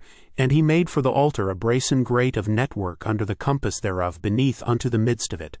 Verse 5. And he cast 4 rings for the 4 ends of the grate of brass, to be places for the staves. Verse 6. And he made the staves of shittim wood, and overlaid them with brass. Verse 7. And he put the staves into the rings on the sides of the altar, to bear it withal. He made the altar hollow with boards. Verse 8. And he made the laver of brass, and the foot of it of brass, of the looking glasses of the women assembling, which assembled at the door of the tabernacle of the congregation. Verse 9. And he made the court. On the south side southward the hangings of the court were of fine twined linen, 100 cubits. Verse 10. Their pillars were 20, and their brasen sockets 20. The hooks of the pillars and their fillets were of silver. Verse 11. And for the north side the hangings were 100 cubits. Their pillars were 20, and their sockets of brass 20. The hooks of the pillars and their fillets of silver. Verse 12. And for the west side were hangings of 50 cubits, their pillars 10, and their sockets 10. The hooks of the pillars and their fillets of silver. Verse 13. And for the east side eastward 50 cubits. Verse 14. The hangings of the one side of the gate were 15 cubits, their pillars 3 and their sockets 3. Verse 15.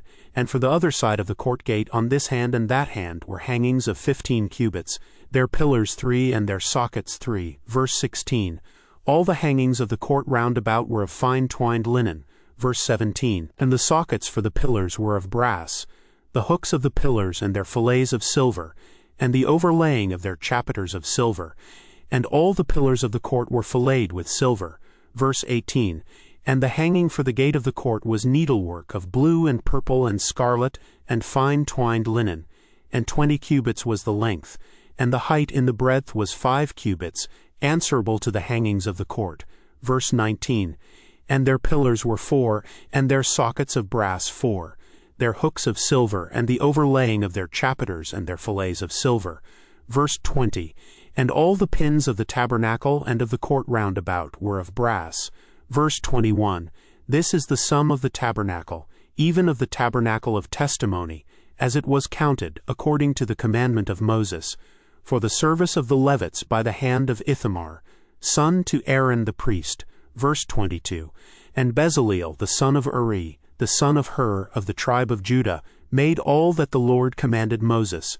Verse 23, and with him was Aholiab, son of Ahisamach, of the tribe of Dan, an engraver, and a cunning workman, and an embroiderer in blue, and in purple, and in scarlet, and fine linen. Verse 24, all the gold that was occupied for the work in all the work of the holy place, even the gold of the offering, was 29 talents and 730 shekels, after the shekel of the sanctuary. Verse 25, and the silver of them that were numbered of the congregation was 100 talents, and 1,760 shekels, after the shekel of the sanctuary. Verse 26, a bekah for every man, that is, half a shekel, after the shekel of the sanctuary, for every one that went to be numbered from 20 years old and upward, for 600,000 and 3,550 men. Verse 27, and of the 100 talents of silver were cast the sockets of the sanctuary, and the sockets of the veil, in 100 sockets of the 100 talents, a talent for a socket. Verse 28, and of the 1,775 shekels, he made hooks for the pillars, and overlaid their chapiters, and filleted them. Verse 29, and the brass of the offering was 70 talents and 2,400 shekels. Verse 30, and therewith he made the sockets to the door of the tabernacle of the congregation, and the brasen altar and the brasen grate for it, and all the vessels of the altar. Verse 31, and the sockets of the court round about, and the sockets of the court gate, and all the pins of the tabernacle, and all the pins of the court round about. Chapter 39. Verse 1, and of the blue and purple and scarlet, they made cloths of service to do service in the holy place, and made the holy garments for Aaron, as the Lord commanded Moses. Verse 2, and he made the ephod of gold, blue and purple and scarlet, and fine twined linen. Verse 3, and they did beat the gold into thin plates, and cut it into wires, to work it in the blue, and in the purple, and in the scarlet, and in the fine linen with cunning work. Verse 4, they made shoulder pieces for it, to couple it together. By the 2 edges was it coupled together.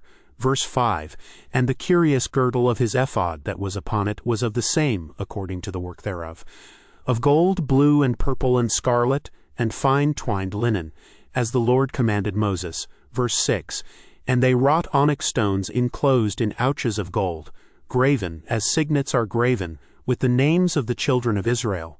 Verse 7, and he put them on the shoulders of the ephod, that they should be stones for a memorial to the children of Israel, as the Lord commanded Moses. Verse 8, and he made the breastplate of cunning work, like the work of the ephod, of gold, blue, and purple, and scarlet, and fine twined linen.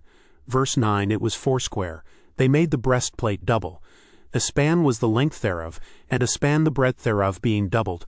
Verse 10, and they set in it 4 rows of stones. The first row was a sardius, a topaz, and a carbuncle. This was the first row. Verse 11, and the second row, an emerald, a sapphire, and a diamond. Verse 12, and the third row, a ligure, an agate, and an amethyst. Verse 13, and the fourth row, a beryl, an onyx, and a jasper. They were enclosed in ouches of gold in their enclosings. Verse 14, and the stones were according to the names of the children of Israel, 12 according to their names. Like the engravings of a signet, every one with his name according to the 12 tribes. Verse 15, and they made upon the breastplate chains at the ends, of wreathen work of pure gold. Verse 16, and they made 2 ouches of gold, and 2 gold rings, and put the 2 rings in the 2 ends of the breastplate. Verse 17, and they put the 2 wreathen chains of gold in the 2 rings on the ends of the breastplate. Verse 18, and the 2 ends of the 2 wreathen chains they fastened in the 2 ouches, and put them on the shoulder pieces of the ephod before it. Verse 19, and they made 2 rings of gold, and put them on the 2 ends of the breastplate, upon the border of it, which was on the side of the ephod inward. Verse 20, And they made 2 other golden rings, and put them on the 2 sides of the ephod underneath, toward the forepart of it, over against the other coupling thereof, above the curious girdle of the ephod. Verse 21, And they did bind the breastplate by his rings unto the rings of the ephod with a lace of blue, that it might be above the curious girdle of the ephod, and that the breastplate might not be loosed from the ephod, as the Lord commanded Moses. Verse 22, And he made the robe of the ephod of woven work all of blue. Verse 23, And there was an hole in the midst of the robe, as the hole of an habergeon, with a band round about the hole, that it should not rend. Verse 24, And they made upon the hems of the robe pomegranates of blue and purple and scarlet, and twined linen. Verse 25, And they made bells of pure gold, and put the bells between the pomegranates upon the hem of the robe, round about between the pomegranates. Verse 26, A bell and a pomegranate, round about the hem of the robe to minister in, as the Lord commanded Moses. Verse 27, And they made coats of fine linen of woven work for Aaron, and for his sons. Verse 28, And a mitre of fine linen, and goodly bonnets of fine linen, and linen breeches of fine twined linen. Verse 29, And a girdle of fine twined linen, and blue and purple and scarlet, of needlework, as the Lord commanded Moses. Verse 30, And they made the plate of the holy crown of pure gold, and wrote upon it a writing like to the engravings of a signet, Holiness to the Lord. Verse 31, And they tied unto it a lace of blue, to fasten it on high upon the mitre, as the Lord commanded Moses. Verse 32, Thus was all the work of the tabernacle of the tent of the congregation finished. And the children of Israel did according to all that the Lord commanded Moses, so did they. Verse 33, And they brought the tabernacle unto Moses, the tent, and all his furniture, his taches, his boards, his bars, and his pillars, and his sockets. Verse 34, And the covering of ram's skins dyed red, and the covering of badger's skins, and the veil of the covering. Verse 35, The ark of the testimony, and the staves thereof, and the mercy seat. Verse 36, The table and all the vessels thereof, and the shewbread. Verse 37, The pure candlestick with the lamps thereof, even with the lamps to be set in order, and all the vessels thereof, and the oil for light. Verse 38, And the golden altar, and the anointing oil, and the sweet incense, and the hanging for the tabernacle door. Verse 39, The brasen altar, and his grate of brass, his staves, and all his vessels, the laver and his foot. Verse 40, The hangings of the court, his pillars, and his sockets, and the hanging for the court gate, his cords and his pins, and all the vessels of the service of the tabernacle, for the tent of the congregation. Verse 41, The cloths of service to do service in the holy place, and the holy garments for Aaron the priest, and his sons' garments to minister in the priest's office. Verse 42, According to all that the Lord commanded Moses, so the children of Israel made all the work. Verse 43, And Moses did look upon all the work, and behold, they had done it as the Lord had commanded, even so had they done it. And Moses blessed them. Chapter 40. Verse 1, And the Lord spake unto Moses, saying. Verse 2, On the 1st day of the 1st month shalt thou set up the tabernacle of the tent of the congregation. Verse 3, And thou shalt put therein the ark of the testimony, and cover the ark with the veil. Verse 4, And thou shalt bring in the table, and set in order the things that are to be set in order upon it, and thou shalt bring in the candlestick, and light the lamps thereof. Verse 5, And thou shalt set the altar of gold for the incense before the ark of the testimony, and put the hanging of the door to the tabernacle. Verse 6, And thou shalt set the altar of the burnt offering before the door of the tabernacle of the tent of the congregation. Verse 7, And thou shalt set the laver between the tent of the congregation and the altar, and shalt put water therein. Verse 8, And thou shalt set up the court round about, and hang up the hanging at the court gate. Verse 9, And thou shalt take the anointing oil, and anoint the tabernacle, and all that is therein, and shalt hallow it, and all the vessels thereof, and it shall be holy. Verse 10, And thou shalt anoint the altar of the burnt offering, and all his vessels, and sanctify the altar, and it shall be an altar most holy. Verse 11, And thou shalt anoint the laver and his foot, and sanctify it. Verse 12, And thou shalt bring Aaron and his sons unto the door of the tabernacle of the congregation, and wash them with water. Verse 13.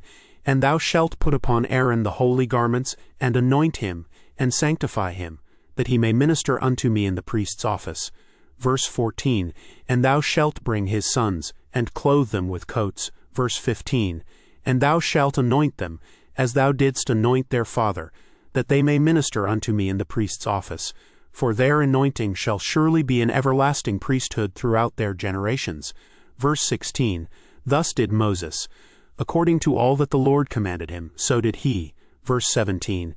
And it came to pass in the 1st month in the 2nd year, on the 1st day of the month, that the tabernacle was reared up. Verse 18. And Moses reared up the tabernacle, and fastened his sockets, and set up the boards thereof, and put in the bars thereof, and reared up his pillars. Verse 19. And he spread abroad the tent over the tabernacle, and put the covering of the tent above upon it, as the Lord commanded Moses. Verse 20. And he took and put the testimony into the ark, and set the staves on the ark, and put the mercy seat above upon the ark. Verse 21. And he brought the ark into the tabernacle, and set up the veil of the covering, and covered the ark of the testimony, as the Lord commanded Moses. Verse 22. And he put the table in the tent of the congregation, upon the side of the tabernacle northward, without the veil. Verse 23. And he set the bread in order upon it before the Lord, as the Lord had commanded Moses. Verse 24. And he put the candlestick in the tent of the congregation, over against the table, on the side of the tabernacle southward. Verse 25. And he lighted the lamps before the Lord, as the Lord commanded Moses. Verse 26. And he put the golden altar in the tent of the congregation before the veil. Verse 27. And he burnt sweet incense thereon, as the Lord commanded Moses. Verse 28. And he set up the hanging at the door of the tabernacle. Verse 29. And he put the altar of burnt offering by the door of the tabernacle of the tent of the congregation, and offered upon it the burnt offering and the meat offering, as the Lord commanded Moses. Verse 30. And he set the laver between the tent of the congregation and the altar, and put water there to wash withal. Verse 31. And Moses and Aaron and his sons washed their hands and their feet thereat. Verse 32. When they went into the tent of the congregation, and when they came near unto the altar, they washed, as the Lord commanded Moses. Verse 33. And he reared up the court round about the tabernacle and the altar, and set up the hanging of the court gate. So Moses finished the work. Verse 34. Then a cloud covered the tent of the congregation, and the glory of the Lord filled the tabernacle. Verse 35. And Moses was not able to enter into the tent of the congregation, because the cloud abode thereon, and the glory of the Lord filled the tabernacle. Verse 36. And when the cloud was taken up from over the tabernacle, the children of Israel went onward in all their journeys. Verse 37. But if the cloud were not taken up, then they journeyed not till the day that it was taken up. Verse 38. For the cloud of the Lord was upon the tabernacle by day, and fire was on it by night, in the sight of all the house of Israel, throughout all their journeys. End of the book of Exodus.